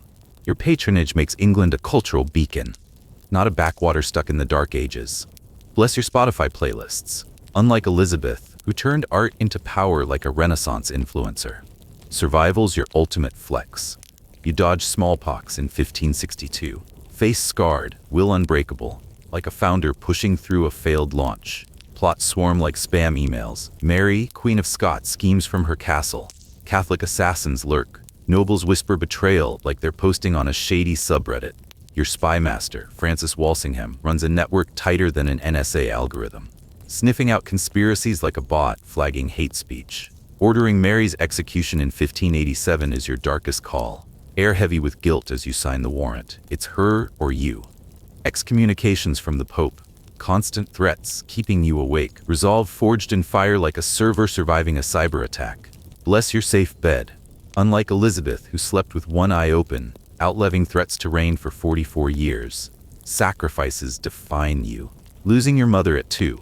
Growing up under suspicion. A royal orphan in a court of snakes. Your virgin queen persona is a calculated move, sacrificing love for power. Rumors of Dudley swirl. You lock your heart tighter than a blockchain wallet. You navigate a patriarchy that expects you to marry and fade. Yet you rule solo, outwitting dukes and kings like a chess grandmaster. The air smells of ink and resolve. You pen speeches that rally a nation. Loneliness, the price of a crown. Bless your freedom to choose. Unlike Elizabeth, who traded romance for a throne that defined an era. The shadows aren't small. Your Irish campaigns crush rebellions, villages burned, thousands starved, air thick with smoke and cries. Religious settlement alienates Catholics, sparking plots and purges like a toxic ex-thread gone rogue. Heavy taxes fund your navy, squeezing peasants like a predatory app's microtransactions. You're not perfect. Reign's a tightrope walk. Choices ruthless to secure England's future. Execution of Mary Stuart haunts you. Her death a necessity. Stains your soul like ink on a scroll. Bless your moral dilemmas. Unlike Elizabeth, who bore the weight of blood for stability. Folklore crowns you Gloriana, a myth bigger than a Marvel franchise. Tales paint you as a goddess queen. Your speeches rally England like viral TED Talks. Legends say you memorized Shakespeare's plays, reciting lines to dazzle courtiers like a Renaissance stand-up comic. One story. You charmed French ambassadors with a glance, wit cutting through their egos like a hot knife through butter. Tilbury's speech, delivered in armor, becomes mythic, image gleaming like a superhero's costume in a blockbuster. Gi Thai portray you as untouchable, queen who turned a fractured nation into legend. Red wigs and pearl-encrusted gowns, iconic as a modern brand logo, bless your chill reputation. Unlike Elizabeth, whose myth outshines the stars. Your military genius isn't just the armada. You rebuild England's navy from a ragtag fleet into a global force. Funding shipyards like a tech mogul investing in AI. Captains Drake and Hawkins raid Spanish colonies. Exploits bolder than a crypto heist. Air smells of tar and triumph. England's ships become terror of the seas. Laying groundwork for empire. Strategies no fluke. Bless your calculated risks. Unlike kings sunk by hubris like a bad stock pick. Diplomacy's your art form. Spain and France at bay. Dangling marriage prospects like reality show teasers. Never committing, always teasing. Envoys secure trade deals. Court buzzing like a startup incubator with global connections. Balancing Catholic and Protestant factions. Speeches calming tensions like a master moderator. Air smells of sealed treaties and ambition. Alliances enduring like a trending hashtag. Bless your negotiation skills. Unlike rivals outplayed like checkers novices. Reforms are game changer. 1559 religious settlement rewrites England's spiritual code, making Protestantism law while avoiding all-out war. A pivot bolder than rebranding a failing app. Stabilize economy. Reform coinage. Fund exploration. Policies spark golden age like a viral campaign. Court's cultural hub. Shakespeare's plays and Spenser's poems shining like Renaissance blockbusters. Air smells of ink and progress. Empire's foundation laid. Vision beacon through dark ages. Bless your legacy. Unlike monarchs stuck in medieval obscurity, you're Elizabeth I, Gloriana, Virgin Queen, turning a broke, divided kingdom into a superpower. Reign's masterclass in wit, steel, and vision. Dodging plots. Sinking armadas. Bankrolling Shakespeare like a venture capitalist with a crown. Navigating assassins, religious wars, scheming nobles. Emerging a legend. Golden Age shines brighter than a viral post. Air smells of victory and verse. Carving your name into history. A queen whose hustle makes modern CEOs look like interns. Tonight, scroll X. Sip clean coffee. Raise a glass to Elizabeth. She clawed her way to greatness, so you could live in a world she shaped. Elizabeth stunned Europe, but in Sicily, Frederick II, the Stupor Mundi, ruled with a mind so brilliant it dazzled scholars and sultans like a Renaissance TED Talk. How did this emperor conquer with words and wonder? Picture Jesse in 1194. Italian sun casts long shadows over a modest birth chamber. Air smells of olive oil and fresh hay, not the gilded incense of imperial halls. Your Frederick II, born December 26, 1194, son of Emperor Henry VI and Constance of Sicily, thrust into fractured kingdoms, a chaotic patchwork of dukes, popes, and schemers like a medieval dysfunctional family reunion gone viral. Your cradle's no luxury bassinet, a simple wooden box in a fortress, rocking to the rhythm of political intrigue. No memory foam, no lullabies from courtiers, just clang of swords and whispers of plots that could end your life before it begins. Bless your luck for hospitals with monitors beeping like a playlist. Unlike this era, where royal birth means dodging assassins from day one. Childhood's no fairy tale. Orphaned at 3 when Henry dies, left in Sicily's turbulent court, air reeks of scheming nobles. Papal envoys circle like vultures over a fresh kill. Your mother Constance, regent in name, fights to protect you. Barons grab power like kids, snatching candy at a piñata. By 4, you're king of Sicily. Crown heavier than a lead backpack. Guardians appointed by the Pope treat you like a pawn in a chess game. You learn Latin, Arabic, Greek, German, Sicilian. Not from cozy tutors, from a whirlwind of scholars. Mind absorbs knowledge like a sponge in a storm. No Netflix marathons. No Fortnite sessions. Playtime. Dissect Falcon anatomy. Debate Aristotle with Muslim philosophers. Dodging kidnappings and excommunications. Palace halls echo arguments. Smell of wax seals on treacherous letters. Bless your childhood for video games and bedtime stories. Unlike Frederick, who learned survival by navigating court politics sharper than a double-edged sword. At 14, crowned Holy Roman Emperor in 1211. No coronation party with cake and confetti. Empire's a mess. German duchies, Italian city-states, Sicilian lands pull in different directions. like a group project where everyone's the boss. Smell ink on papal bowls. Hear clash of rival armies in Lombardy. Feel weight of crown demanding you unify chaos. No summer vacations, no gap years. Teens spent forging alliances, crushing rebellions in Sicily, outmaneuvering Pope Innocent III, Mary Constance of Aragon in 1209. Political merger, not rom-com meet cute. Blessed teen years for proms and pizza parties. Unlike Frederick, whose gap year was dodging papal interdicts and building an empire from scraps. By 1220, fully emperor. Path cleared not by fate, but cunning diplomacy and timely deaths of rivals. Navigate Pope's demands for a crusade. Consolidate Sicily. Issue constitutions of Melfi in 1231. Legal masterpiece like drafting Magna Carta on steroids. Code centralizes power, curbs nobles' privileges, standardizes justice across realms. Smell of fresh parchment and revolutionary ink. Hear scribes copying laws protecting peasants. Feel resistance from barons like storm clouds gathering. No boardroom negotiations. No HR policies. Team building. Exile disloyal dukes. Reward faithful ones with lands. Bless your career climbs for resumes and interviews. Unlike Frederick, whose promotions came with excommunications and battlefield promotions.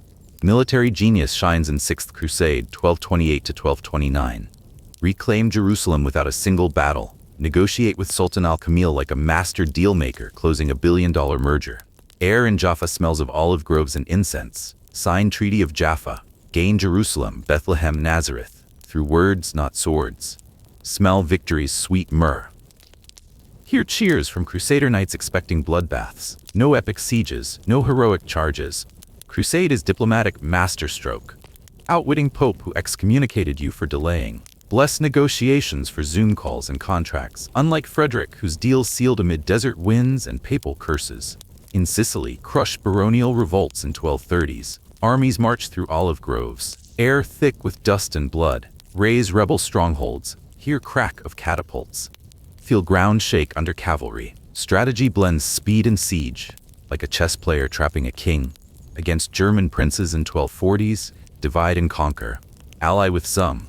Isolate others. Spies whisper secrets like court gossips. Night before battles. Pore over maps by candlelight. Wax dripping like time running out for foes. Bless conflicts for board games and simulations. Unlike Frederick, whose wars were life or death gambles with empires at stake. Your reforms transform Sicily into a powerhouse. Constitutions of Melfi curb feudal lords. Centralize taxes and justice like a CEO, streamlining operations. Smell fresh ink on laws standardizing courts. Hear scribes chanting regulations protecting peasants. Nobles grumble, but your code endures, a legal framework ahead of its time. In the empire, balance German dukes with imperial edicts, forging unity from chaos. Administration's no medieval mess. Bless your systems for efficient governance. Unlike kingdoms fractured like a shattered mirror. Diplomacy's your secret weapon. Marrying Isabella II of Jerusalem secures the Holy Land without a drop of blood. Your envoys negotiate like seasoned diplomats sealing treaties. Air in acre smells of spices and truce. Outwit Pope and Sultan alike. Forge alliances with Muslim scholars and Byzantine emperors.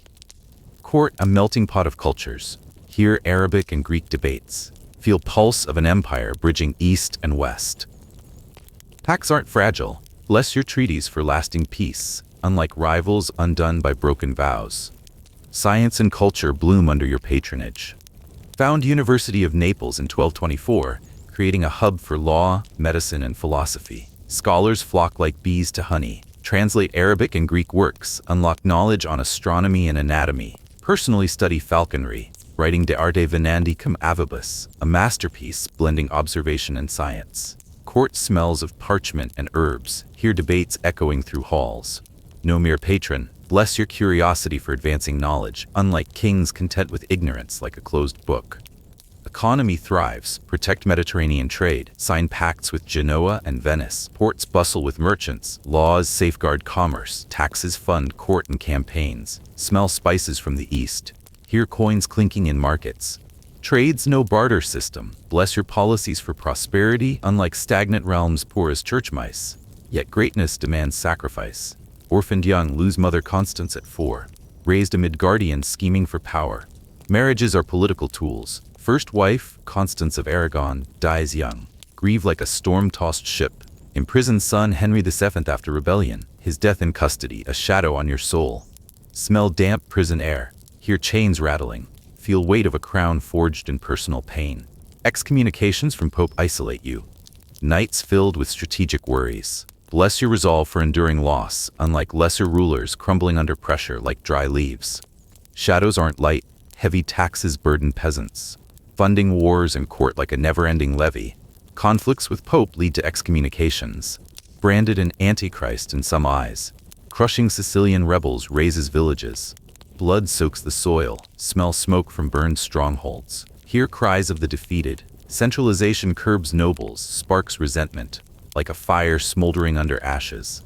Bless your pragmatism for balancing power, but cost stains your reign like ink on a scroll. Folklore crowns you stupor mundi. Tales whisper you converse with falcons, understanding their language like a medieval Dr. Dolittle. Legends say you debated Muslim scholars till dawn, outwitting them with multilingual mastery. Dissect animals to unlock life's secrets. Curiosity boundless as the stars you charted. Falconry book becomes a bestseller, like a viral self-help guide for rulers. I portray you as philosopher king, just and wise, yet ruthless when crossed. Bless your myth for inspiring awe, unlike forgotten kings fading into obscurity. Military strategies a symphony of intellect and force. In Sicily's campaigns, divide rebels. Strike swiftly like lightning on a clear day. Against German dukes, alliances fracture foes. Spies weave webs of information. Sixth Crusade's diplomacy reclaims Jerusalem peacefully. Words mightier than swords. Smell negotiations' incense. Hear treaties sealed with wax. Bless your tactics for victories, unlike brute kings wasting lives like spilled wine. Diplomacy weaves your web. Mary Isabella, secure Jerusalem without war. Masterstroke like a peaceful merger in a hostile market. Balance popes and sultans. Envoys carry olive branches and veiled threats. Air smells of sealed parchments. Alliances endure like ancient oaks. Bless negotiations for peace, unlike warmongers igniting endless flames. Reforms code empire's future. Melfi's constitutions centralize law. Curb barons like reins on wild horses. Found Naples University, seeding knowledge like a farmer sowing fields. Translations from Arabic unlock science. Court a library alive with debate. Smell vellum and spices. Hear scholars' voices rise like a chorus. Bless your vision for enlightenment, unlike dark ages clinging to ignorance. Economy booms, safeguard trade. Pacts with Genoa and Venice flow goods like rivers. Laws protect merchants. Taxes fund court without bleeding poor dry. Ports bustle. Realm prosperous as a well-tended garden. Bless your policies for wealth, unlike bankrupt kings begging for loans. Your Frederick II, stupor mundi, a wonder blending power, intellect, and vision. Your reign illuminates the Middle Ages, a beacon for future rulers. We've just soared through the epic pages of history. Cyrus forged empires with charm, Elizabeth outwitted armadas with wit, and Akbar wove a tapestry of tolerance that dazzled the world. From the sunlit courts of Persia to the stormy seas of England to the marble halls of Mughal India, these rulers carved their names in steel, wisdom, and unyielding ambition. They shaped a world we still marvel at today. Their thrones weren't just seats of power. They were beacons of dreams, struggles, and triumphs that echo in our lives. Hit that like button, subscribe, and ring the bell. Keep these legendary tales alive. Your support fuels our time machine, letting us uncover more stories that inspire and awe. Tell us in the comments, who's your greatest ruler? Cyrus, with his empire of mercy? Elizabeth with her golden age? Or Akbar with his vision of unity? Are you still awake, lost in their glory? Let your thoughts drift, share them below, and help us keep history's fire burning. Your clicks and comments are our spark. Join us, and let's journey through the ages together again soon.